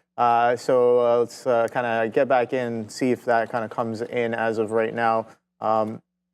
But yeah, no, I gotta note that the NQ is kind of a holding or pushing into that 1800 level as of right now. Let's see if that can kind of continue to the downside, or we kind of chop around 18.1 knocking on the door of that right now. And CrowdStrike, absolutely wild, kind of a strong flush, over 10 points almost to the downside right off of the open. That is not good. So that is definitely not the best there CrowdStrike. But let's see, is this a little bit of a bottom here on this just above this 222, 223 level as of right now? We have yet to find out here. But that strong flush off of the open, we're getting a bit of reversion back to VWAP right now. 225 is coming back in. That is definitely an interesting level for me. You say 225? 225. Good show. Good show. Those 227 was the show. But look, CrowdStrike, I like that hammer reversal candle. I don't like where it is. I'm still thinking over 225 is going to be the spot. I'll get to Uber in a quick little second, but the VWAP retrace on Zoom info. So getting the shares when it pulled down here on the way back up, easy. Getting shares when it dipped VWAP all the way down in here, hard, because it's short sell restricted. So I could not get filled on the way down trying to punch. We'll see if we can get back in at VWAP. Just took some 25s, 22s, and 20s. I'll look for a reload on this back into VWAP. So we're ringing the register on that one. But remember, Uber down here was able to catch the $0.50, but we already lost a $0.50 on this. I'd like to see it start to hold this level, maybe find a place that I can add to it on the way back into 62. But it's been a falling knife. You've got to pick your spots carefully on this. Palantir just held briefly at 62. We took a shot out in front of VWAP, no good. Not going to carry it and hold it forever. Just looking for some stability in this while we still test the 18,000 level. So oddly enough, it's the short that's printing on Zoom info down into the $8 even level. As you can see, the market is tanking. Apple, oh goodness, Apple. Oh, Uncle Warren, what did you do to the stock? Not good at all, Apple. Taking out 202 and heading even lower. You're telling me it's coming back into that 200 mark? Yeah, the 200 mark is possibly coming in here. 102 just lost on NVIDIA. Yesterday. Patience, patience, patience. No break. We said this could be the case. You might get a little trepidation in these markets today with everyone looking bullish. If you're waiting for 98 support, which I like for support on NVIDIA, allow it to trade down into it. Do not need to fight it. And oh no, Zoom. All right, I need to get back into this sucker. Yes. No bounce. It's still falling. Overnight bottom is $8.10. So it just went into the overnight bottom and is trying to take out the lows. If it breaks 8 even, I'm going to try and get back in. Punching short on this is going to be tricky because, it's, as I said, it's SSR. But it's already a good short. Going to look to see if I can add back into it. Yeah, this 61 still kind of chopping around here on Uber. As the market kind of pulls in, yeah, it's holding this 60 half, 61 area quite well as of right now. With that, with the Nasdaq coming into that 18,000 should be interesting. But yeah, that Apple 202.88s I'm seeing as of right now. The strong little pullback, breaking back below yesterday's end of day low as well, just on top of 204. It should be interesting. Yesterday, the breakout of that 200 right off of the open was absolutely insane, kind of pushing up over 12 points, right? The high a day from yesterday is sitting at 213 halves. And yeah, that was absolutely wild. We're taking a strong pullback here. Again, confluence with that 18 thou. We saw yesterday what we did around that 17.9 as well. So we're coming right back into that 17.9 area on the Nasdaq. So let's see if that shows up as any significant with any significant price action as of right now. So giving up that 61 is Uber. Where's the next stop? I think it's maybe at that. I got 59 marked. Yes, sir. Earnings reaction low. Let's see if we can potentially catch a bid somewhere around there. But as of right now, man, the selling that came in off of VWAP and the crack of this trend right here, that reversion is coming in real nice. Those players definitely laughing straight to the bank, or maybe taking a walk to the bank. No, they definitely running to the bank. I think, look, if it was sell orders that came in the market, you did break down some support. There's no question about it. And once that happened, you got to be able to get out of Dodge. So 60 half is held for a second time on Uber, but let's not pretend that it looks like anything but a downward trend into this point. So I'm not reloading this a third time off of this level unless it's a higher low. If you break this bottom, I'm just going to jump out of the trade. You got to be fortunate when you're able to get those fills on a bounce. Last time it got to 61.30s. This time we go to 61 even. It's not even giving you more than a $0.50 bounce. Be careful with it. If this breaks, I'm not thinking 60. I'm actually thinking the 59 level. NVIDIA still tracking toward what we want. Ideally, be careful what you wish for. I always say be careful what you wish for. but we are tracking toward the $100 level here on NVIDIA. 98, that's that line in the sand. 100 would be the first place that we try to crack it. AMD lost that support early. That was an easy one to get away from in this market. And nothing doing on CrowdStrike either. No, Crowd couldn't get back above that 225, so I don't have to ride with CrowdStrike as well. I talked about Tesla. Okay, we're trying to catch a bid here on NVIDIA for a potential break. Clearly, nothing really wants to break out right now. But here comes NVIDIA holding. It got underneath 101, which puts you in spitting distance of that 100 level, and 18,000 is being tested. So this would be the spot. If it's going to bounce, you want it to be here. Uber is tracking back up to VWAP. If it fails VWAP, I'm taking the dollar and running. This stock is underneath that 62.50 level that matters. Wow, Apple. Apple's looking nasty. A little bit of a bid coming in here on the Uber. Finally, a little bit of a bid coming in. Little distinct difference from what we did right off of the open there. Those bids pushing into the ask there, 61 halves. Let's see, I got VWAP at 61.70s. Let's see how far we can get up into that VWAP and see if those VWAP sellers that were there off of the open, if they're still existent. But we talk about if we do take a little bit of a pullback, where will that bid catch? As of right now, kind of doing a little bit of a dance on top of that 61. What's going on, Adara? Nice comeback here for a small cap name, VSEE. This is VC Health. No news on this one from today, but on Friday, they did announce an agreement here with Ava Robotics, so this could be a continuation move. Float of 4.64 million shares for VSEE, guys. VSEE, just a very quick look here. NVIDIA just wicked the low out in front of 100. When I say it wicked the low, it broke the previous low, held 100 half, regained 101. So this little candle here, you're able to sort of hang on to it temporarily. I grabbed the 101s on the way back up. I'm shooting VWAP here. 102 is halfway. VWAP is all the way. That's pretty obvious. It's just a line on the chart, but it was resistance at 103 regardless. So if we get into 102, we'll ring Reggie for the first time on NVIDIA as it's bouncing. You had to wait for it. You had a couple of things come down here. You waited for it to test 100. You waited for the NASDAQ to test 18,000 as well. And now that we're doing so, things looking a little bit better for this name. As we're tracking back into VWAP, I don't want to ignore what you're seeing here in Apple. As I hit enter twice to make sure it goes. I do it too fast and I don't actually hit enter. Apple, yuck, down 3.5%. I don't have anything else to say aside of yuck, and that you're in the middle of a gap here for Apple. 200 is where it broke out from yesterday, so I think that could be a spot, but you might need to let Apple calm itself down. I almost said something else there. It needs to calm itself down. NVIDIA held the low. Uber is at least holding some reasonable levels as well, out in front of 60. Tracking back to Palantir on earnings. Yeah, remember what we said about being patient when Palantir dips at the open? This is what sometimes is required. First green candle incoming here on Palantir. I tried VWAP because usually that's a trade on earnings I'm going to go for in Palantir. Now it seems to be making a bottom at 25.5. I will now give it a shot for a second time on Palantir. That's what patience means, letting it drop another $1.25 and then looking for the long. Yeah, that pullback kind of getting bought right back up. VWAP 61.70s. We're trading at 61.50s as of right now. 61.66 right now. Like you said, it is kind of a moving. It is a moving average.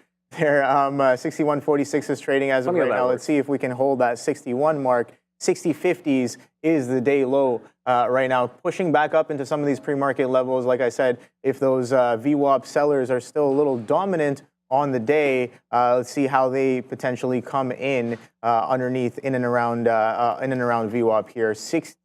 165 now is VWAP. We're only about 20 pennies away, man, and we're kind of building. We saw that selling pressure come off of the open, and that selling pressure was distinct. The bids weren't even catching it, but now the bids are actually holding a little bit there. An attempt to push back below that 61 was bought right back up. Let's see what we do with these players at that VWAP right here. 61.70s incoming. Oh boy. Let's see. VWAP sellers, can you get out the way? Move. Get out the way. I'm actually taking Uber out at VWAP. I'm not lying. I'm getting out of the way of Uber at VWAP when the sellers came in at 61.60 as we're going to the desk with Adara. Keep an eye on Lumen Technologies here. This one near highs of day, up about 60%. It has been on watch over the last few days. Yesterday, after the close, they announced they secured $5 billion in new business with another potential $7 billion in sales, getting an upgrade to neutral here from Citigroup this morning. They report after the bell, and they have a 13.6% short float. LUMN, guys. So just very quickly, double bottom on Uber there. Just took mine out at VWAP when the sellers came back in. So first look, not good for the $0.5 hit. Then we were able to get double barrel action off 60.5. We'll retrace back into 60.5 and look for another re-entry. If it holds above VWAP, there's always, hey, trend reversal trade, hold above VWAP, join the trend, all that kind of good stuff you can do. But I'm more than happy to sort of take that one as the market came.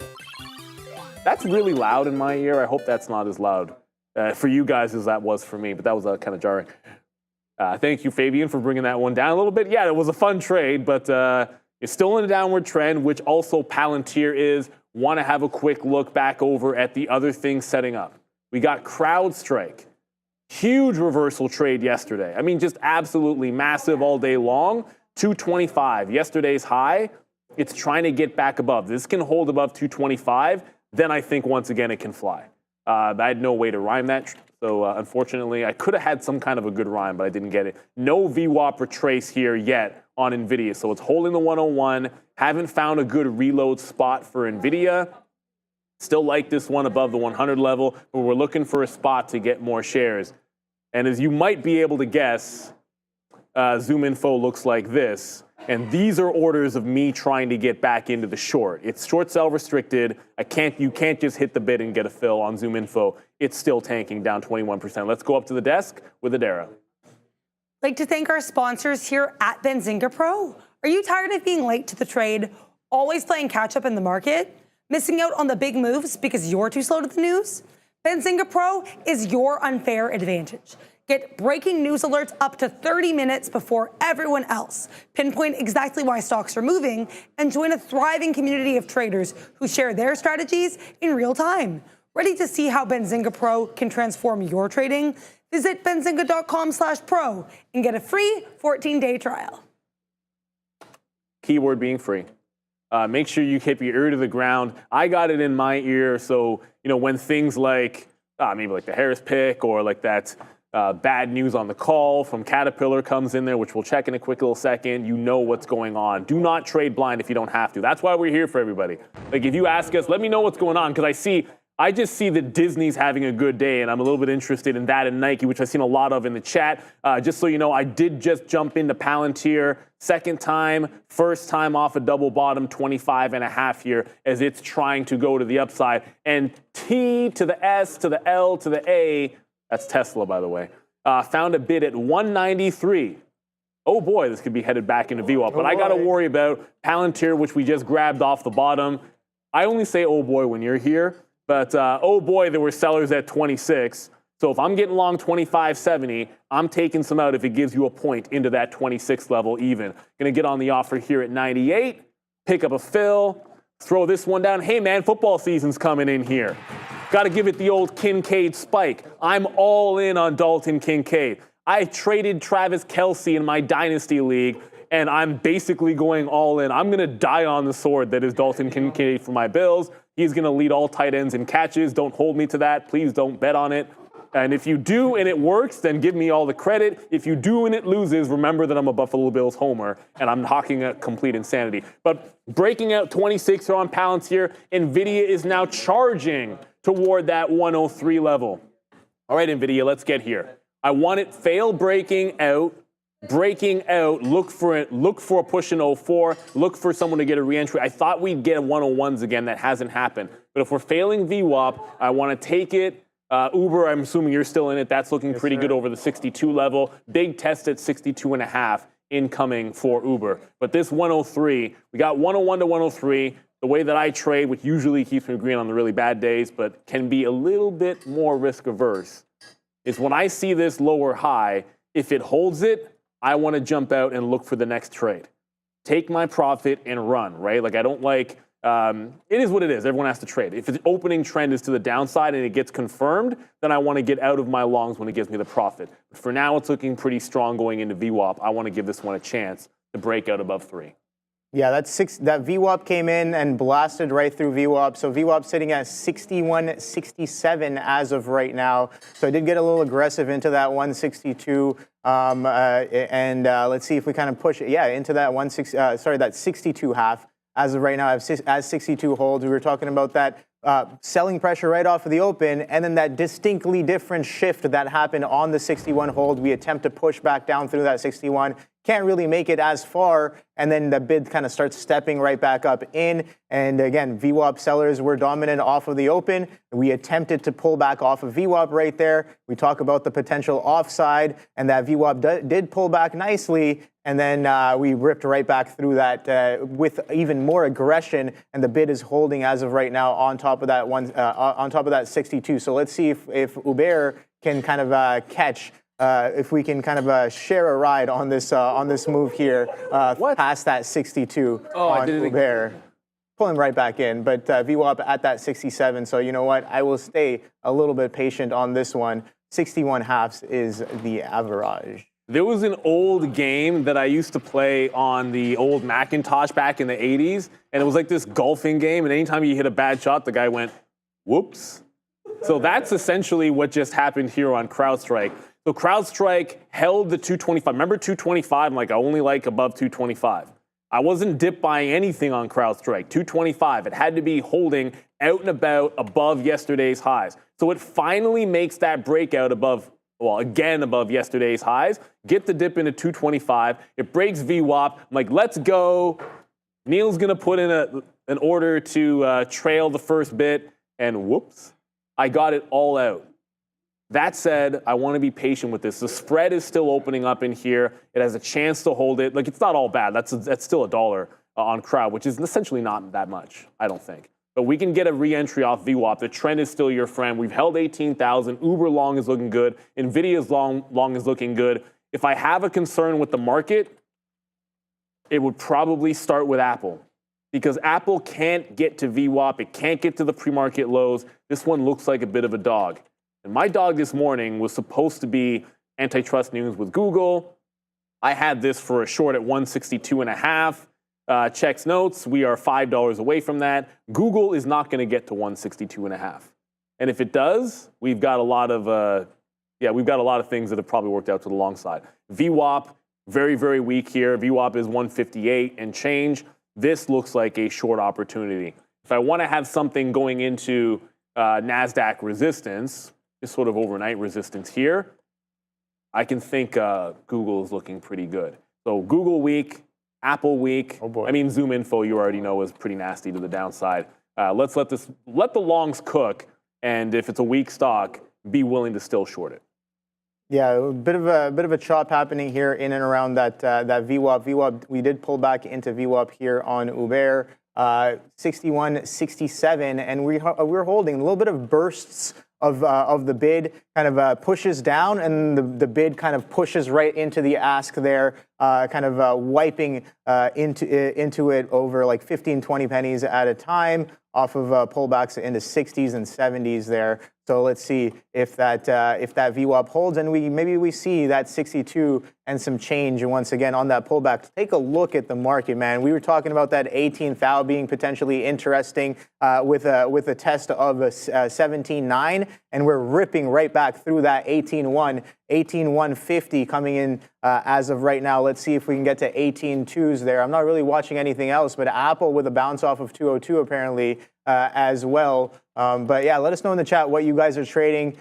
Markets are definitely a little spicy as of late, and I'm interested to know how and what everybody is trading. So tag us in the chat. I'm definitely interested in what people are up to today.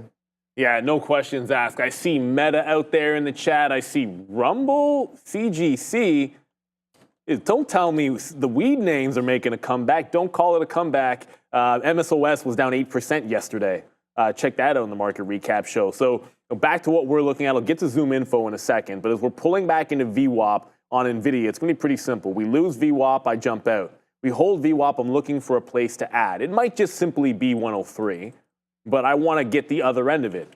Stock bouncing, get in on the bounce. The other thing that's happening is, remember Zoom Info, the stock that's not doing well today, down 19%, pops into 8. That's what I would call a failed breakout back above 8, coming right back to the downside. I did not get filled on the bid at evens at 790 even. I'm going to get to 91 instead of 90, and then pop bids back into the low of the day. So we've re-entered into Zoom. The tricky thing about this is because it's down over 10%, it is short sell restricted.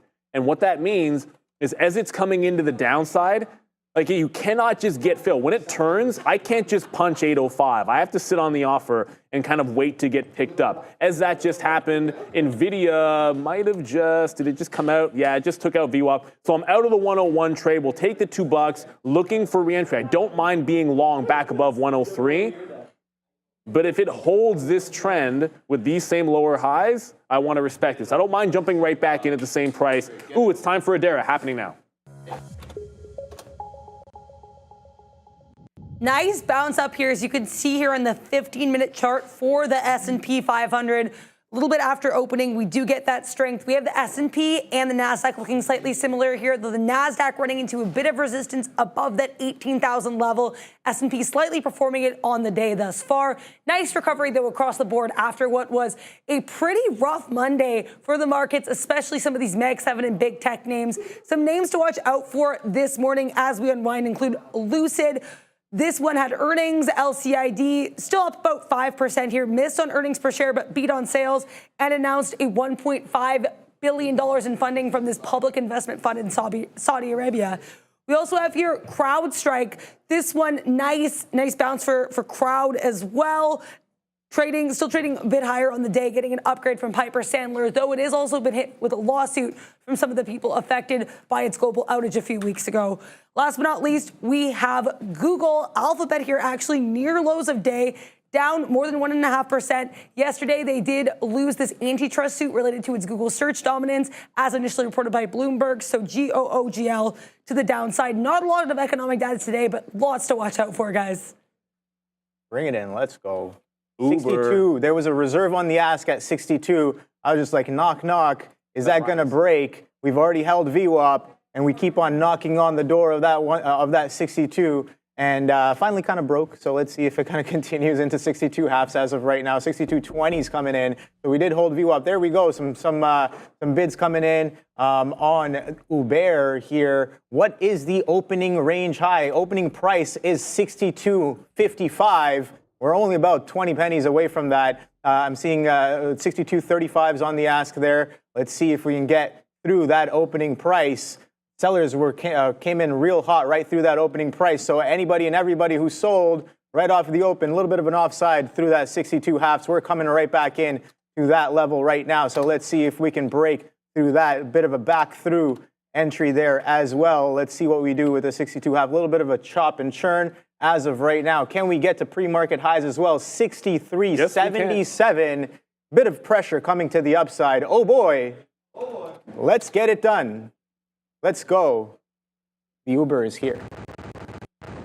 Oh, you're hitting the bang. I'm hitting that one. There you go. Back above. Remember, 62.5 is that big previous resistance on Uber on the daily chart. $62.50. It's back above that price. I said I'm willing to. If it does it for me, I'm just going to jump right back into that NVIDIA trade. Well, that's what it did. So it held on to VWAP, so trailed out. Looking at that point, I'm looking for a higher low. Holds on to VWAP on a dip. We grabbed the 103 long, basically in at the same price we got out, which is fine. Just take the next trade. Looking for the pre-market high, not the pre-market high, but the opening range high. Still like a 105 break for NVIDIA, so if it goes into 105, I want to be long into 105. If we break it, I want to take a breakout through that 105 zone. I'm tracking Uber as well here, guys. I want to see it hold on to VWAP on the way back in. Like that, the next trade is holding on to VWAP or holding on to 62 half. And you will have seen Palantir get to VWAP as well. So dip by Palantir 25.70. It just tagged 26.30 and turned around. Still a downward trend since the open. So if it loses VWAP after that dip by, I like it. But the next trade, either the higher low, same bottom, or a hold above VWAP. Any one of those is worthy. So we're back into NVIDIA, which is the biggest and the baddest. If you're tracking, I was just asked in the chat, and shout out to everybody out there, like, do I trade UVXY? No, I haven't traded it since, it was during COVID 2020. That was the only time I was trading VIX, UVXY. I still watch it though, and you are pulling, volatility is pulling right back in, potentially breaking out some of the bottoms.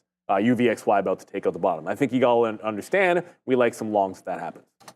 Yes, sir. So I did get out of everything on that pullback, but a little bit of re-engagement as we hold holding the 50 that again. 62.55 with much less size there. So I like that little piece into that 62 halves for a good chunk, and then just a little breadcrumb here just above that 62 halves to see if we can push towards some of these pre-market highs at that 63 halves. Definitely going to be risking a little bit wider on this piece here, as it is not full size as of right now. But I did like what I had in and around the 61 halves average, man. And I gotta be a little bit, maybe a little bit more patient. I churned it a little bit there, but that pullback through that 62 halves, I just didn't like it as much. But it is what it is. It doesn't matter what I like or dislike. The price is going to do what the price is going to do, and we're still holding on the bid. So every one of those pullbacks, those aggressive pullbacks, bought right back up. 62.75s coming in. Again, pre-market shelf a little bit right here. You can see this little consolidation low just above that 63. Little wicks into 63 off of the open, pushes into 63, pulls right back in. Again, if we break some of those prices, maybe potentially we're poised for some buying pressure coming in into the ticker there, Neil. But again, I got 62.70s now. Bit of a chase, but like I said, just a significantly less size than I just recently had, and I gave to 62 half. So I'm gonna pack my patience for this one. VWAP down at 61.79. I don't know if I want to hold a point against me for that one there, but we shall see. Something else that is bouncing, Neil, is Apple. Apple 204.65s as of right now. If Apple can get going, Oh boy. yeah, with the UVXY's breaking the bottom, we're trying to take out the top on the NASDAQ here. If Apple can join the fun party, this is going to look pretty spicy. When I say we're trying to take out the top of the NASDAQ, I don't mean overnight. I just mean the opening range. So there's your opening range top. If you're wicking underneath it, I got to still think it's going to be Google or Alphabet, I should say, for a bit of a short. So let me just pivot. I'm trying to get NVIDIA back at VWAP, that 103 you can see, but I'm not really getting filled down there. But look at what's happening in Alphabet. Look at the sideways consolidation here for Alphabet. As the market's pressing to highs, okay, so instead of waiting for 157 like 35s in front of 157.50, bit of a change of plan.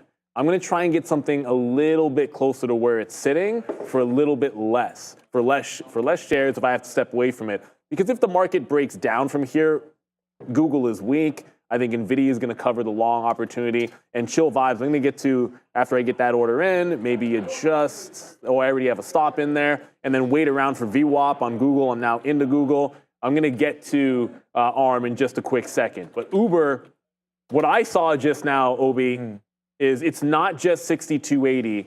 When this turned around for good at the open, the top here was 62.77 as well. Yeah. So for it to bounce in there and show some sellers, the way I want to adjust is take some out, look for a better price on a reload, potentially at that previous, like the 62 quarter level. Like I can get myself a better price going into VWAP as opposed to 62.5, because that opening range where they dumped it, I want to respect that out there on Uber. And now we'll get to chill vibes, we'll get to ARM.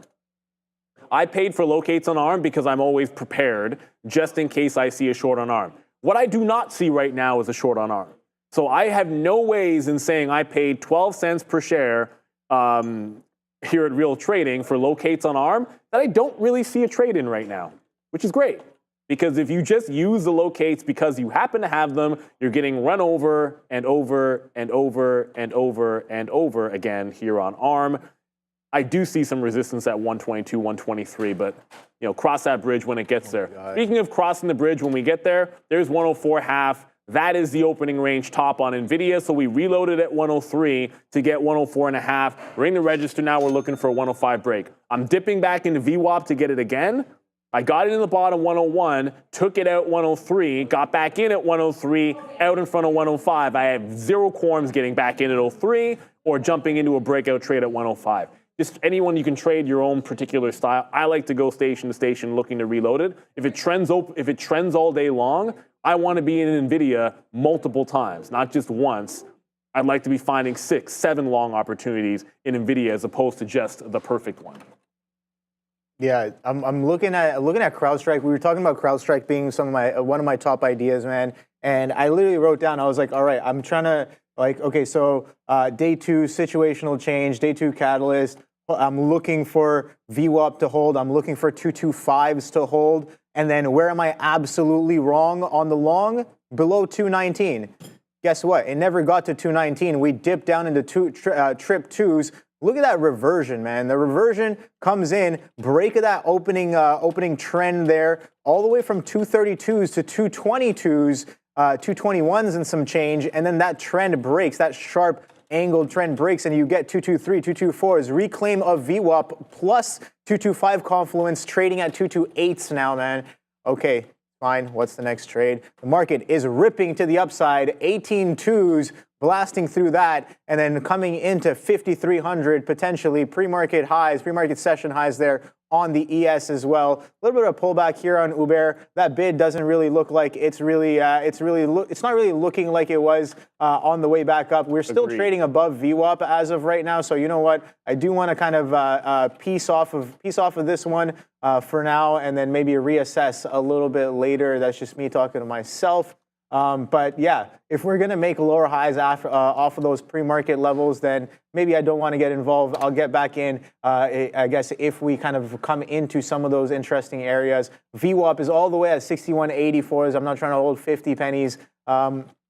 Really against me as of right now. Let that price action kind of do its thing while we look for the next trade. Let's take a quick look. I got my charts up here, multiple charts. Over here. So Spider is pushing its highs, prior day highs on Spider. So 253 halves as of right now on the Spider. Okay, oh boy, all right. So Uber comes right back into 70s. Thank you. All right. We go. That's fine. I already looked away there. It came back to 6270s there. On the Spider, on the Uber there, and Nvidia pushing for its highs. Let's see, SMCI not really doing too much within its opening range. Van Eck pushing for prior day's highs. TSM already broke past prior day's highs and pushing up a little bit further as well. Tesla, what are you up to? 200 potentially incoming on Tesla. 198.29s testing. Oh boy, Neil. Guess what's kind of selling off of its opening? Okay, 50-minute opening range low just broke down on Intel. Oh, shoot. What's going on, Intel? Hello. Oops. Let me pull that one up. We forgot to short Intel. Oops. Yeah. Okay, so just before we get there, nobody liked my Cowboys reference? Dallas Cowboys, Dak Prescott. Yeah, here we go. Yeah, here we go. Google right back from whence it came. So Alphabet, if you can't tell the difference between this is the market going up. You've seen what's going on in NVIDIA. Whoa, there's like 3,000 lots at 20 on Intel. I'm just double checking. No, I'm double checking my stop on 3,000 lots. Because Uber is pulling right back into that 2062 even level. We do not. Okay, I do have a stop in there already. So anyways, there's strong market. Here is Google to downside. Just tagged 157, was able to get filled out in front of that 40 level. We'll see if we can get some more. If it breaks VWAP, we jump out of that trade. But as you mentioned, we like relative weakness sometimes. Intel's got it as well, and I'm not in it. I came over to the stock when we were getting into the NVIDIA long and said, we like this one still to the south side. The big mistake was actually not getting in at any point. So I'm going to slap the fail on myself. This is the first day since earnings that I have not shorted Intel in the morning. And we were short this stock pretty much the majority of the day off of this level, 2035. You're back underneath it. Keep it simple. If the selling was at 2035 and VWAP's at 2035, if it's under that price, I'm looking to short pops. Just keeping it simple, stupid is what works for me because sometimes I'm stupid. And how we don't do this continuation play is beyond me. I know why. Because NVIDIA is good. CrowdStrike, while a win, could have easily been better. Palantir, we got to slap the fail on Palantir. Let me just go over Palantir. It's not a red stock. Thankfully, there haven't been any because Uber eventually did get back to the upside. Why did I just type in PayPal? I feel like that's the biggest Freudian slip of all time. Wow. I meant what's to going on comment there. Like I meant to go to Palantir. I inadvertently typed PayPal only to see PayPal breaking out highs and running like wildfire. So I feel like there's something to be said about that. I think it's people in the chat must have been typing PayPal over and over again. And we'll get to that in a quick second. But what it meant about PLTR, on earnings, I know I want to trade it. That said, it tried to hold VWAP, didn't.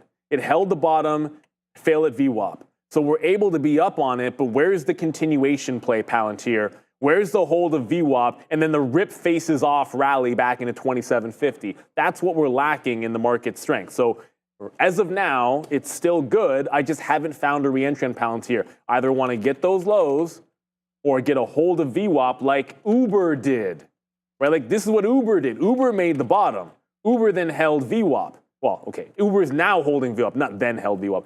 Uber is now holding VWAP back into 62. Now we can look 63 break, then into the high of the day. This is what we're trying to pick up here. So Palantir is trying to do it. Uber is doing it. NVIDIA already did it. And PayPal is doing some things that nobody understands. PayPal, somebody explain to me why it's so strong. Shout out to everyone in the chat that might be in it. But here comes a potential dip opportunity, NVIDIA back into VWAP. You know what that means if the market's heading back in? It means that Alphabet is heading right back into the lows, the depths of hell, down at 156.5. Down 1.5%, Google. Yeah, that PayPal. There's trades in both directions, everybody. So as soon as you pulled up that PayPal, I'm like, all right, yeah, I do like that a little bit there on the PayPal. Let's see. No idea why it's up. I don't know if it had news or anything either, but a very, very strong trend to the upside as of right now. Taking a little bit of a pullback here. Let's see what we got in store with the PayPal. You know what? I will kind of participate here.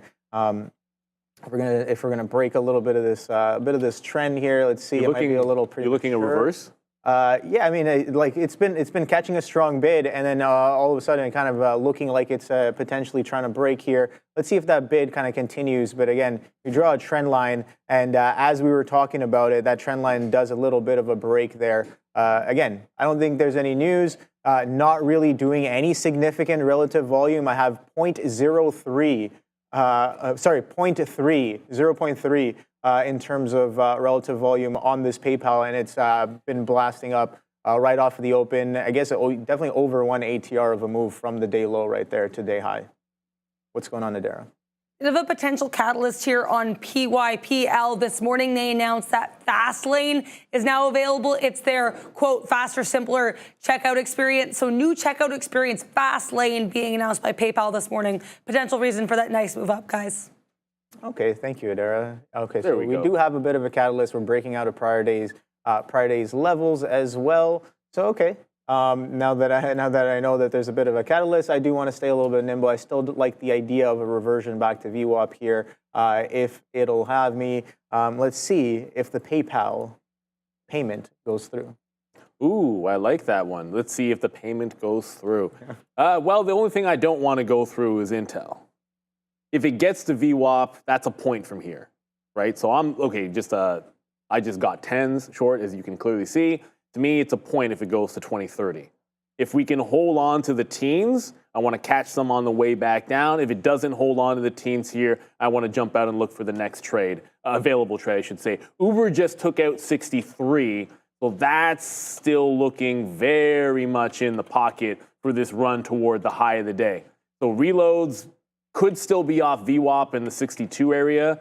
Well, it's more like the quarters because this level's the quarters. So it's more like the quarters in there that we're trying to grab. That's one spot. If it holds on to 62.5 and makes a higher low, I still like the 62.5 zone for Uber, just sticking with the earnings name and the one that's got the good read on it. Pop back into VWAP, pop back into 62.5, and we like that. If you're wondering where do we come up with this 62.5, it looks like a random line on your 3-minute chart, Neil. Well, I'm glad nobody asked that. It's this level right here. On the daily, that 62.5 from May, that was the bottom. It double bottomed here on the 30th before breaking it, like everything broke down. That's the breakdown and all that kind of good stuff. Reclaiming that support level, I think you've got room to 64, then 65. But it's only trying as we speak. and trying is the market to go back into the upside. I did not get VWAP on our good friend NVIDIA. But I did get the reload in Alphabet, which was working down toward the bottom. Now Alphabet wants to take out VWAP. So this could be the L for today. Didn't think, look, I thought this one would be a short at a different level at like 162.5. It ends up being a VWAP short, but it's going to lose VWAP here. And that's me getting out as it took out that local high. So we're able to scalp some out. Now it's breaking out. I don't want to fight anything short. As a matter of fact, Intel, the 10s just came out at 15, although that should have come out at 16. Did it even go to 16? I don't think it did. I don't think it did. I got to get back on the offer. Let me just explain to you on Intel. I don't think I saw it get to, yeah, I just got stopped out on that team level, but I didn't see it actually get above there. So I'm going to jump back in at the 14s. I'll risk another 3 cents here. It'll be a little bit tighter to the top. Just got to be able to give it some room here. If we get to VWAP, we get to VWAP. So re-put that stop in there, get you guys back to NVIDIA. So NVIDIA just tagged. I've canceled my order that was sitting here because I didn't get the fill, and I might have to readjust where we bid it. So I was bidding down a little bit closer to where we got it last time, out in front of 103. I was actually bidding like 8s. The bottom here now is like 103.30. So I was like 25 cents away from catching a bid. I needed to adjust as it went higher. I did not adjust my bid with the market. That was a bit of a mistake. Still tracking for a 105 break. Still wanting to get back in for a third time on NVIDIA. Let's go over to Adara for the small cap recap. 63.27. Russell up more than 1% of the day, pushing towards day's highs. Nice little support. We're on that 2. Just come back.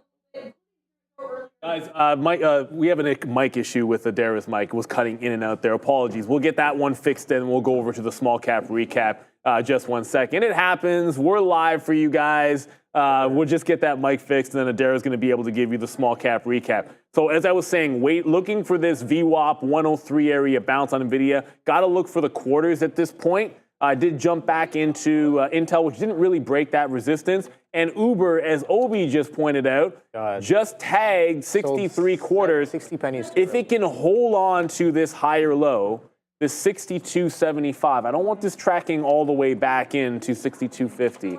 So we're gonna go for a trailing stop in here as we're getting toward those highs. The Nasdaq's also at those highs. Do not want this losing the 63, and there's a seller at 63.20 in here, showing some size, also providing a bit of a resistance. So if we lose 63, we'll get out. Look for another dip wick somewhere, maybe 62.5, maybe view up. We're looking to take profit again here and jump back into this trade somewhere else. So tracking, there we go. Just lost that 63, so I jump out of there. The last buy was at 30s, and then we're out just underneath the evens. We'll look for another opportunity to get back into it, giving it the old spike zone here on Uber. Uber's been good. Look for a reload. Looking for a reload in NVIDIA if we can grab that one. That's been an excellent long trade. And why do we favor longs outside of Intel right now? NVIDIA up 3.5, looking strong, but guess what? Remember what we said if Apple could join the party? Apple joined the party, Obi. Apple is at VWAP. Apple is above 205. Okay. So if it ain't Intel, it's looking pretty strong right now in just about everything that I can see. Intel tracking right back down to 20. Get stopped out on a bad wick, jump right back in Intel, and it's just going to fall back to the even dollar level. So Apple looking very strong. Paula asking about Amazon. We'll get to Amazon, but I do believe we're heading back on over. Are we ready? Oh, not yet? Okay, we'll just give it a quick little second. I will say about Amazon, just went red to green. It didn't have a trading plan for Amazon. You can see the stocks that we're trading today. You got to stick to your own plan. But it's very much like Apple. Not all the way back, but holding VWAP as the market's trying to take out highs. I'd keep it pretty simple. Pre-market support, VWAP support. If it loses it, it's been relatively weak. If it holds on, go for the ride. But I'm not jamming into anything long right now while the market's at highs if I didn't have a plan to like it for the long.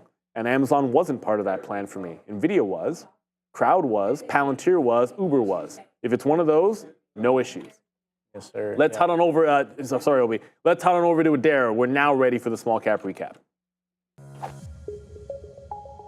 All right, Palantir starting to hold. Yo, that 20. Guys, we do have the IWM pushing near highs of day, up more than 1% for the Russell 2000 and holding some support here at that previous resistance area of 204. One name here that we did talk about a little bit earlier today as well is Lumen Technologies, LUMN, up more than 50% with quite a few catalysts to be aware of. Yesterday after the close, they announced they secured $5 billion in new business with another potential for $7 billion in sales. We had an upgrade from Citigroup this morning to neutral and a price target increase. They also have a short float of 13.6% and they're reporting earnings after the bell. Next up here, we have ATNM. This is a bit of an interesting one for Actinium Pharmaceuticals. No news on this one today, but yesterday they did sell off throughout the day after the FDA requested additional studies on its treatment before it could receive this BLA designation from the FDA. So ANTM trying to recover here. Last but not least, Sangamo, SGMO. This one's entered into a licensing agreement with Genentech with regards to some of its neurodegenerative disease studies. SMG also has about a 6% short float. So quite a few names to watch out for today, guys. Yes, sir. Quite a few names, and one of them headed to the upside. I'm going to hit this one because I know, okay, fine, I'm only in an Intel short right now, but NVIDIA long great, CrowdStrike worked alongside, Palantir long worked, Uber long worked, Zoom Info short, that's a weak stop, we're not in it. But you know what's breaking out and raising all heck? TT777 in the chat, yes. Piper in the chat. That one's always hanging up there, Fabian. I like that, congratulations, but it's fading on me. Both in the meta, which is not the meta, in the metaverse maybe, breaking out to the upside, looking very strong. Guess what? It just took back out or attempted to get to the 50 period on the daily. That's $493. Next stop, break out this 93. 50 period on the daily could be a bit of a wall. That looks pretty good. Maybe you can get back into VWAP 86. Just look for some kind of a join on that trend. The market's still trying to take out the top, which gives you time to find the next trade. As far as I'm concerned, I still think NVIDIA is not as strong as it was before. I don't want to be sitting on the bid when it can't take out the top. Don't necessarily love that. Intel's tracking toward the bottom. That short's looking fine. ARM, we thought would be a reversal trade. I know I said 122. ARM turned at 118. Whatever.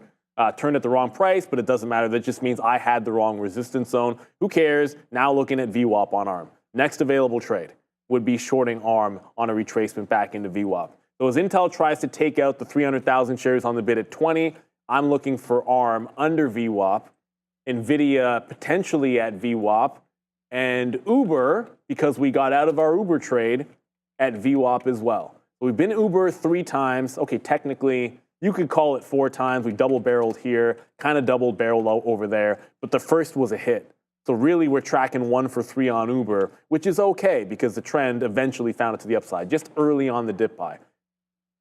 Don't want to be early on the next dip buy. I want to be patient. Let it get to the level, let the buyers come in, then make the trade. Look at the size on that Intel, man. Look at here. You know what? I'm gonna pull it up. It's only 300,000 though. Yeah, it's relatively big, right? I think that's my look there. So here you go, right there. So you guys can see the size coming in. 20 has some stacked bids there. Let's see if we can take them out and potentially go a little bit lower, as we've been selling off of 20 halves. 20s coming in as of right now on Intel. Now, something I do want to note is that the VIX was quite spicy yesterday. So if we're looking at the VIX today, it has a little bit of a slow bleed off here, coming down into the 27s. And yeah, the market has been kind of holding that 18,000 and ticking up slightly. We're testing that 18.2 as of right now. But yeah, eyes still on the VIX as of today. Yesterday was wild, man. 60 on the VIX in the pre-market. Full-on reversion during the day there. Strong bid up into the close on many tickers. And we're getting some more, volatility coming to the downside there with the VIX trading, or VIX below 30 as of right now, not trading, but VIX below 30 as of right now. And still weak. Yes. Like, it's tracking lower. That's why, I mean, I'm looking for re-entries into longs. I just took some out at 2s on Intel. As long as it holds that 20 level, it's going to make, to me, it makes some sense. If it bounces off this, I want to reload a short. So as it's bouncing off that 20 level, maybe take some out, look to re-engage if it breaks down. But wow, Meta. All of a sudden, Meta looks, it's so strong. That last dip, what are we talking? We're not getting to 86. That just bounced off 90 and tracking towards 93 still. That's looking very, very strong. I have not mentioned AMD, but AMD is in a nice consolidation. Don't love the fact that it's still in that downward trend, which you could draw, but it's holding on to 132. What sets up pretty well is, see that high at 134 on AMD? I know what that is. That's our afternoon support level at 134. So suddenly this looks like a pretty juicy breakout, but until it breaks, not interested. It's not as strong as NVIDIA. And until it looks as good as a setup as NVIDIA, I want to wait for the next entry in what seems like the king. Meta's looking strong. Intel just broke $20. Yeah. Did you get any? Took out all that size. No, not yet. I just wanted to see how it broke. So we did a bit of a break. We did a bit of a bid back up through. I'm just waiting for a little bit of an uptick to kind of come and get me here on Intel. Let's see if we can do that just for a little bit of an ad there, but nothing so far yet. So I got what I got. Okay, so a little bit got some more there at those 95. Let's see. Try to get 97. What we do with that 20 mark. VWAP all the way up in the 20 what is this? 2030s, 2025s as of right now. Oh boy, Uber is holding and pushing to the upside there. So a little early on the outs on that one for me. Prior bars on the 15 holding quite well there. 62 was at, or actually 62.70 was at prior bar that just closed the low on that one there on Uber. Let's see if it can break through some of those pre-market highs.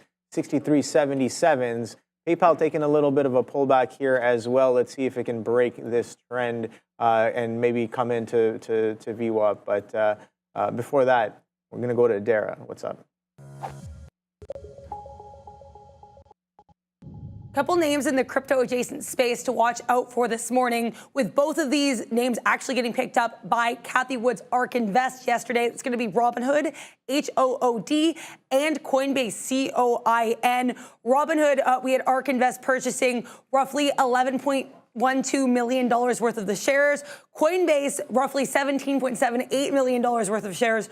Robinhood also on watch ahead of its earnings tomorrow after the close. So a couple names to keep an eye out for, getting some ARK Invest interest there. Bitcoin, really fascinating here on the daily chart. As you can see, huge volume spike during that sell-off that we had yesterday, falling below previous support around that 54 area. Now we're trying to creep up to that previous area of support with that chop and churn here around that 56,000 level. Nice look for Bitcoin, but very much significantly less volume than that sell-off we experienced yesterday, that is for sure.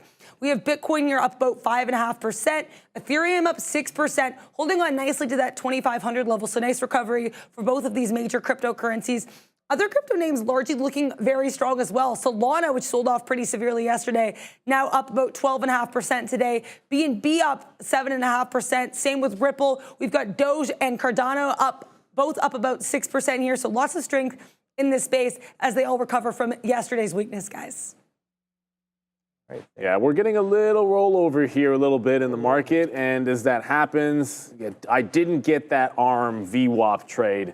Unfortunately, ARM's always got a little bit of a spread on it. So when it popped into 114, I usually want to get filled in here. If you're given, like for VWAP, I want to give it to here, like 115. I'm wanting it to pop 114, fill me up in the 40s or 50s, where I can give it like a 50-cent stop with slippage and not be short underneath 114, and then suddenly I'm risking $1.50 on ARM. But no fills as the spread opened up. Intel's starting to come back into the 20. I might be able to pick that one up. And as we were just talking about, we were just talking about some big cap tech names like Meta. I want to point out that Apple has just lost VWAP. So it got there, and all of a sudden it joined the party, and now it's trying to leave the party once again. That's why I was looking for that reversal potentially in ARM, which we didn't pick up. Uber is still holding above VWAP. Let's be patient with it. It's dipping back in. It just tried to hold the 62 half zone, but Uber looking pretty good for potential VWAP bounce in here, what I'd like to grab. We like this trend on Uber. It's still holding the 62.5 zone here, Obi. Yeah, I like that. Thank you for mentioning that, Neil. You're like, okay, pulling back into VWAP. I'm like, all right, VWAP held. VWAP sellers were offside a little bit earlier here. Here, yeah, I guess I can show this here. So I do have some levels from prior there kind of marked on Uber, and take a look at that. That's 61. Oh boy, does that come in quite nice. Reclaim of that VWAP as well, confluenced with that 61. I do have to, we were talking about this in the pre-market, man. If I have a level marked and the ticker does some peculiar price action that I'm looking for in the direction of my bias at that level, I just got to trust myself and load up at that level 61.01. I have it marked now. I think I remember what this was from. Just a little bit of flushing that happened, I think, months ago. I have some key levels marked here: 59s, 64s, and 61s as well. Confluence. It happened to confluence with some of those pre-market, some of that pre-market action as well. Again, just marking off places where I think potential liquidity on a higher time frame may or may not be sitting, and sometimes it comes into play, sometimes it doesn't. But if you see it kind of confluencing, me just talking to myself right now, maybe you want to have some more conviction on the trade there. So yeah, a little bit of a bounce happening here on the future, and PayPal kind of bouncing up as well. So I'm probably going to be done with this one, and maybe reassess if it's going to continue to the upside here. We did consolidate on top of the 8 EMA here on a 3-minute chart. We can't really break back below that, and we're pushing for higher highs there through high of day. Again, it does have a little bit of a catalyst, even though it's not doing any significant volume on the day today. So PayPal could be interesting. Intel still kind of selling off, is trading below that 20 mark right now. And I was talking to Neil, I'm like,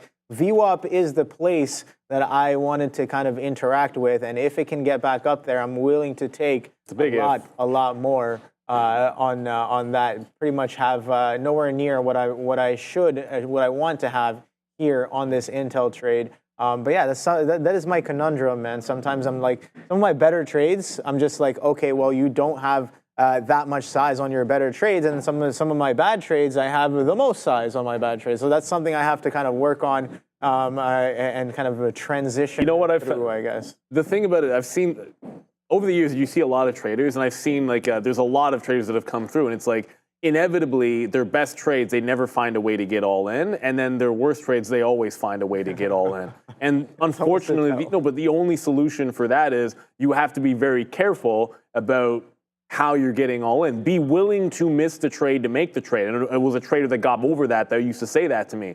Because until you learn that skill, sizing up is not working for you. I just got a Trash Panda in the chat here. I'm not sure what you're referring to here. I know there's some conversation when I keep throwing out poker references because I used to play a little bit. I'm not sure why you would be afraid. I don't know what we're afraid of. No different than trading, same form of gambling to the untrained and unstudied. Prop floors are the same as the tables. I'm not afraid of poker. What I was referencing when I was making a lot of poker references, someone asked me in the chat about it, and I simply said in my first 2 years of trading, back when I started in 2003, I would trade during the day, and then I would come home. I was living with at the time, my ex, and she was a personal trainer who worked in the evening. So I would come home after a trading day and then play online poker until like late.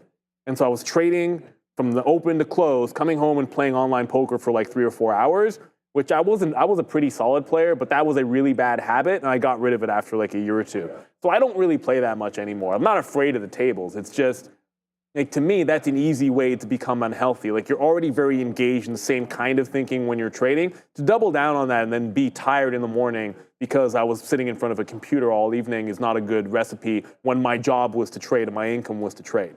So that's all I was getting at, and if you got the wrong idea, apologies there. Lumen, I want to quickly go over this small cap as the market's trending higher. Still could see an NVIDIA 105 break. That's 104.5 right now. Lumen is still attempting to break above 420.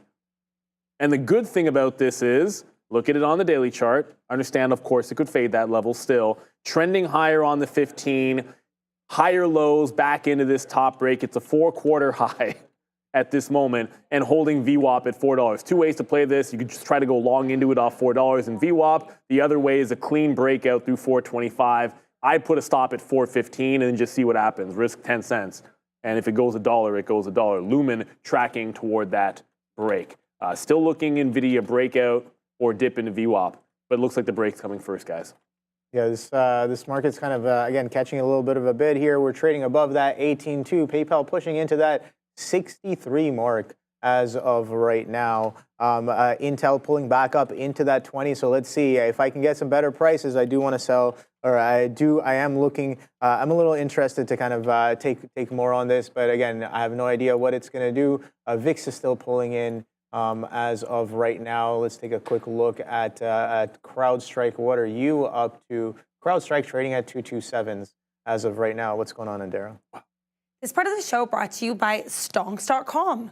Want a chance to win $1,000 every day? Stonks.com is giving out $1,000 daily, and entering is super easy. Predict the stock price after earnings reports. Today, we're looking at Airbnb. All it takes is 30 seconds to join. Just go to stonks.com, sign up, and hit the Make Prediction button, and potentially win $1,000. It's that simple. Each day, you get one free ticket to predict. Want more chances? Share your referral link and get 5 extra tickets with each sign up. Go to stonks.com. Don't miss out, and good luck. We have this sector board here looking starkly different from what we were seeing yesterday, which was red across the board, though there are some Mag 7 names a little bit weaker here. Electronic technology generally pretty strong, though a bit of weakness here in AMD and notably Apple. Looks like it's continuing to feel the effects of Berkshire Hathaway unloading roughly half of its position over Q2, so AAPL to the downside, and otherwise pretty strong electronic technology sector. That's definitely mirrored, if not even heightened, in the technology services sector, where we have green across the board with the exception of Google. GOOGL also had a bit of a negative catalyst yesterday, losing this antitrust suit over its search function. So interesting look there. Green across the board for pretty much every other sector here, though. Finance strong. Retail trade pretty strong. Consumer non-durables, utilities, producer manufacturing, consumer services. We've got process industries, transportation, notably helped here by Uber. This sector will also be on watch tomorrow when Lyft reports their earnings before the bell. Consumer durables, other than Tesla, generally pretty strong as well. The only kind of weak to flat sectors here, we have energy, minerals, and health services, both a little bit more subdued, but generally nice, strong recovery across the market, guys. Okay, very, very quickly here. There was a 105 break. I was watching the level 2 the whole way. It was enough to trigger, but just nothing came out above it. Meaning it broke 105, enough to trigger stops to get people out of shorts or get you into a long. But it was immediately right back at like 98s and 99s on the offer. When I see that happen on an instant basis, it's a punch out.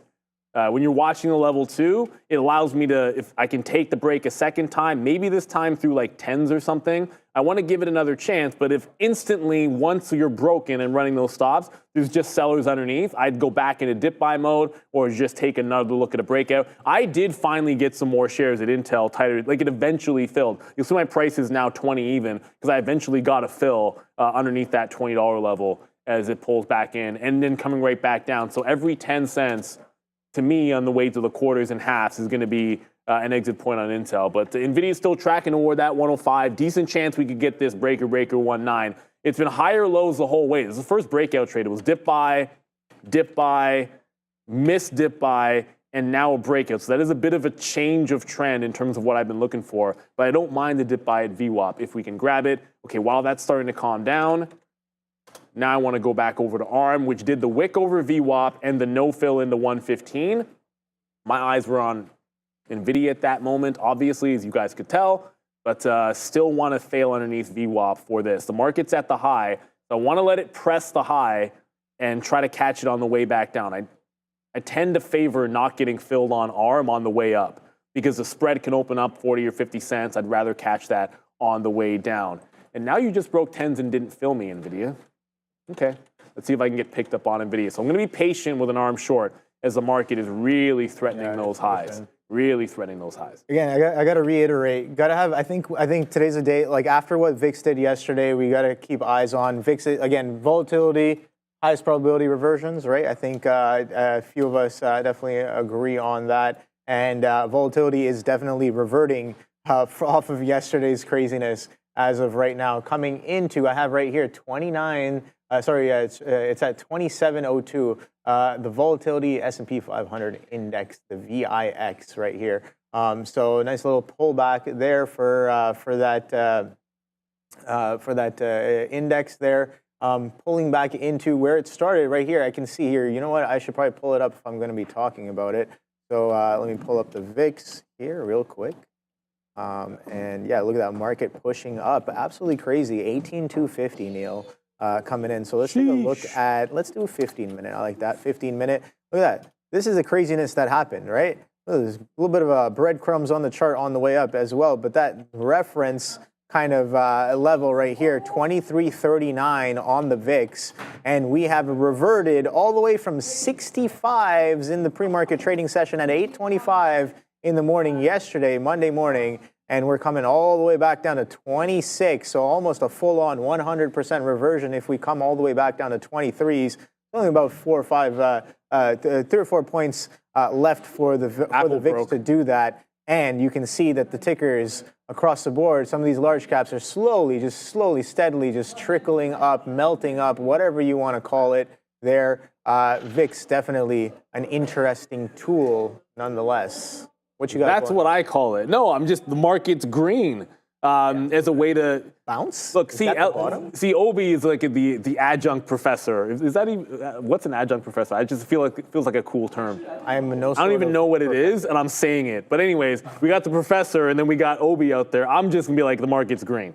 That's all. That's the way I read all of that. We're 1.3% into the upside, and now we're kind of breaking out. So NVIDIA took out that 105 the second time through. So first break, it is what it is. Like, I think I lost 7 cents on that first breakout, but the buyers just weren't there. Now they're starting to kind of hammer in past that 105. First push got to 30s. It's still testing that. If we can get 106, I'm gonna like some 106. I'm gonna like an out in front of 106, and then when you zoom it out, when in doubt, zoom out. There you go. I should use a 15-minute. I'll just leave it on the 3-minute. 2 days ago, Friday, afternoon support already gone. Then you checked up here at about 106.5, and then 108 is that support level, is that resistance level. So if you get out of 106, I think it's a $2 range into 108. So out in front of 106, but if it breaks 106, to me, the move is into 108 at that point. So NVIDIA is running. We're into it again. We're long at 101. We're long at 103. We're long at 105. We'll see where it ends up going. Now, you can go long 101 and hold the whole way. You can go long and then add all the way. You can go long, get out, get back in. If something is trending to the upside, then take advantage of it when it's trending to the upside. Either buy it all at the bottom, find yourself into several entries, and then you can grab that long and hold on to it as the market is going higher and higher and higher, like the D'Angelo song. Can we get much higher? Yes, we can. 8,300. Sorry, 18,300, not 8,300. 18,300 coming in on the NASDAQ here as we melt up. So I'm thinking to myself, why am I not long anything, really? Any of the chips? You can see that NVIDIA pushing day highs as well. Apple, Softy pushing for day highs. Amazon, Alphabet, NVIDIA, we already mentioned. Spider, we talked about that, pushing prior day's highs as well. Maybe going for a little bit of a gap fill, Neil. Gap fill on the Spider if we push into the close of the prior day before we got that quadunk from Monday over the weekend. Friday close in and around that 531, so about 6 points. Wow. I don't know if that's going to happen, but let's see. Anything can happen. Even Lumen's going. Yeah, so we are blasting to the upside, 5,300 on the ES as well then. Anybody took that Lumen break? Look, I'm trading NVIDIA today. Focus is going to be NVIDIA. Level 2 is dedicated to NVIDIA, now ARM, still Intel. We had Palantir, Uber. That was part of the plan. But Lumen breaks that 425. It went against you nothing, essentially. Held 420. 421 actually. So that was very, very clean of a break and right into 450. So even if you took that one, shout out to Easy Trader in here. You got that break. Well, I'm not going to hit the congratulations because you guys see it checks up every single time. Mine all freeze still on my Stream Deck, which is probably due to my computer, but it is what it is. Thankfully, the trading is going to be fast enough here for everybody. So still in NVIDIA, it just tagged 105.90, so we took some out in front of 106. Now we think to look for 108 topside. You just got to be able to follow that trend. And remember what we were saying about Apple? Watch out if Apple joins the party. Apple's in the building now. Apple's here now. Apple here. and now it's holding VWAP. Trend upside. Well, that's not even that funny, Sharif, but I appreciate it. So trend upside here on Apple. I'm drawing this now that it's established. Very, very clear. I could have drawn this from there, but whatever. Very, very clear trend line for Apple. Want to keep it simple. Apple holds trend, I want to look longs. Apple breaks trend, I want to look short. I'm going to hit save so that every time I pull up my Apple chart, no matter where on my layout, I'm going to see that line in the sand. So go NVIDIA, somehow don't drag Intel with you. That's the only thing we're asking for. Because I'm not short 15s anymore. We're now short right in here underneath the $20 level. And if it regains 20, I'm not fighting this. I want to wait for VWAP. NVIDIA now 106.5. The market 1.8% to the good, as you like to say, Professor.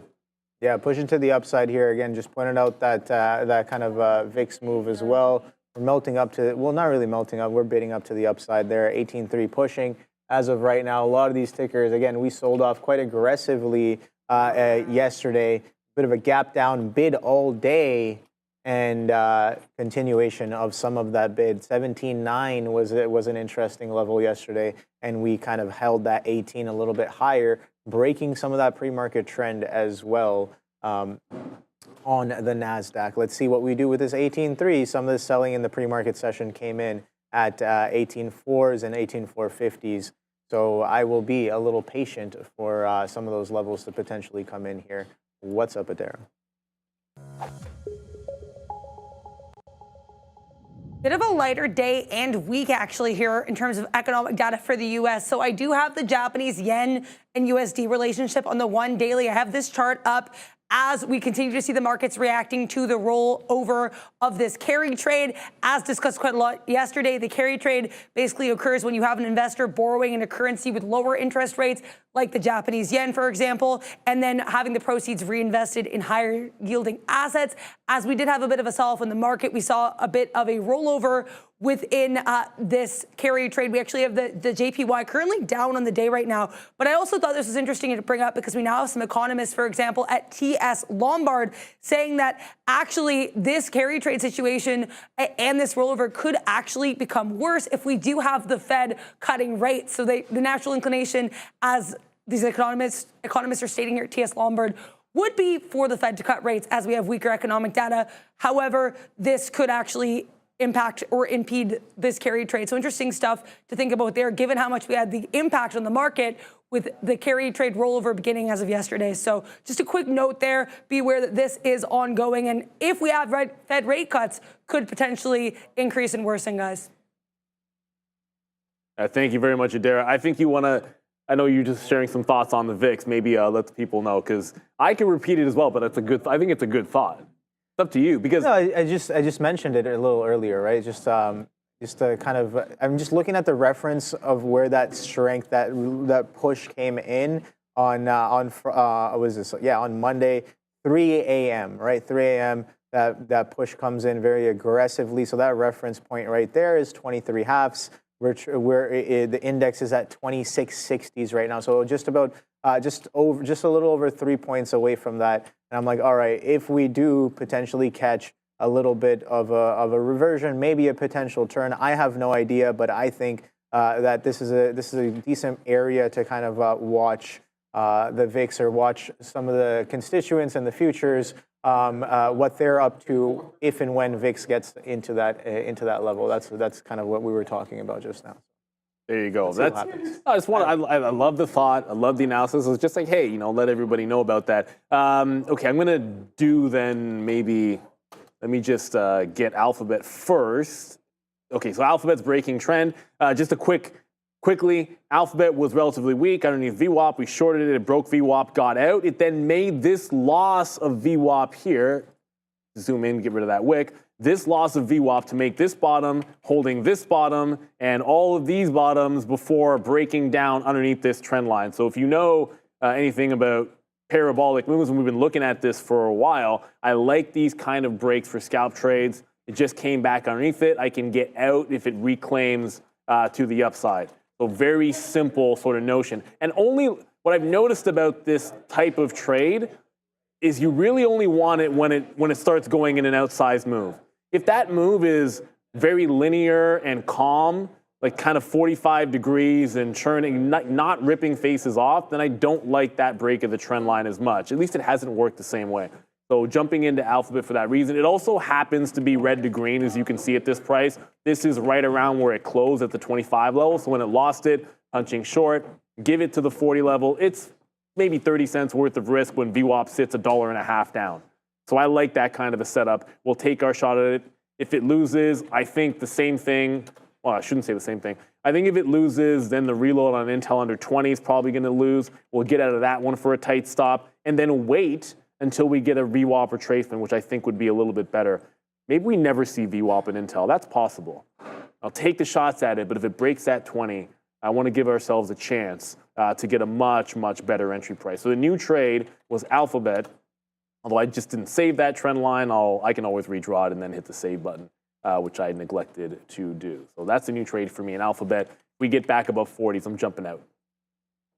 Yeah, so Intel coming right back into that 20 mark. Yeah. So it's knocking on the door of that 20. Again, I'm more than willing to let it go all the way to VWAP and see what it does there. But again, don't necessarily want to miss out on the move either. That's why I have a little piece as of right now. But again, if I think that if it can get back to VWAP, it's in my personal opinion, I like that level to watch the tape a little bit more to maybe get some more on this idea as well. So we'll see if it gets there. If it doesn't get there, that's fine. I have what I have, and that is what it will be. But yeah, let us know in the chat what you guys are trading. Steve is saying good luck shorting Tesla today. What is Tesla? Okay, hello. Okay, so I guess the short was nice, dude. Right off of the open. A bit of a reversion, chop and churn, but it's holding underneath this 200 level, holding underneath these pre-market lows at that 198. We did attempt to push back through some of those levels. Is this VWAP is the question that I'm asking. I don't know. Here, hold on. Let me pull up the VWAP on my chart. But that looks like an area where VWAP might be. Yeah, exactly. So VWAP is right there. Let me take these bands out the way. All right. Yeah, it's going band for band. Rubber band. Right there. Rubber band, man. All right. 197.43. Rejection of VWAP off of a lower high. Look at that clean rejection the second time in as of right now, but only trading about a point lower there, kind of sandwiching, price compressing. We are making higher lows, 192.65 and then 195 hold into that VWAP as well. So a little bit of a price compression happening after a leg down. That price compressing underneath pre-market lows should be interesting to kind of see going forward there.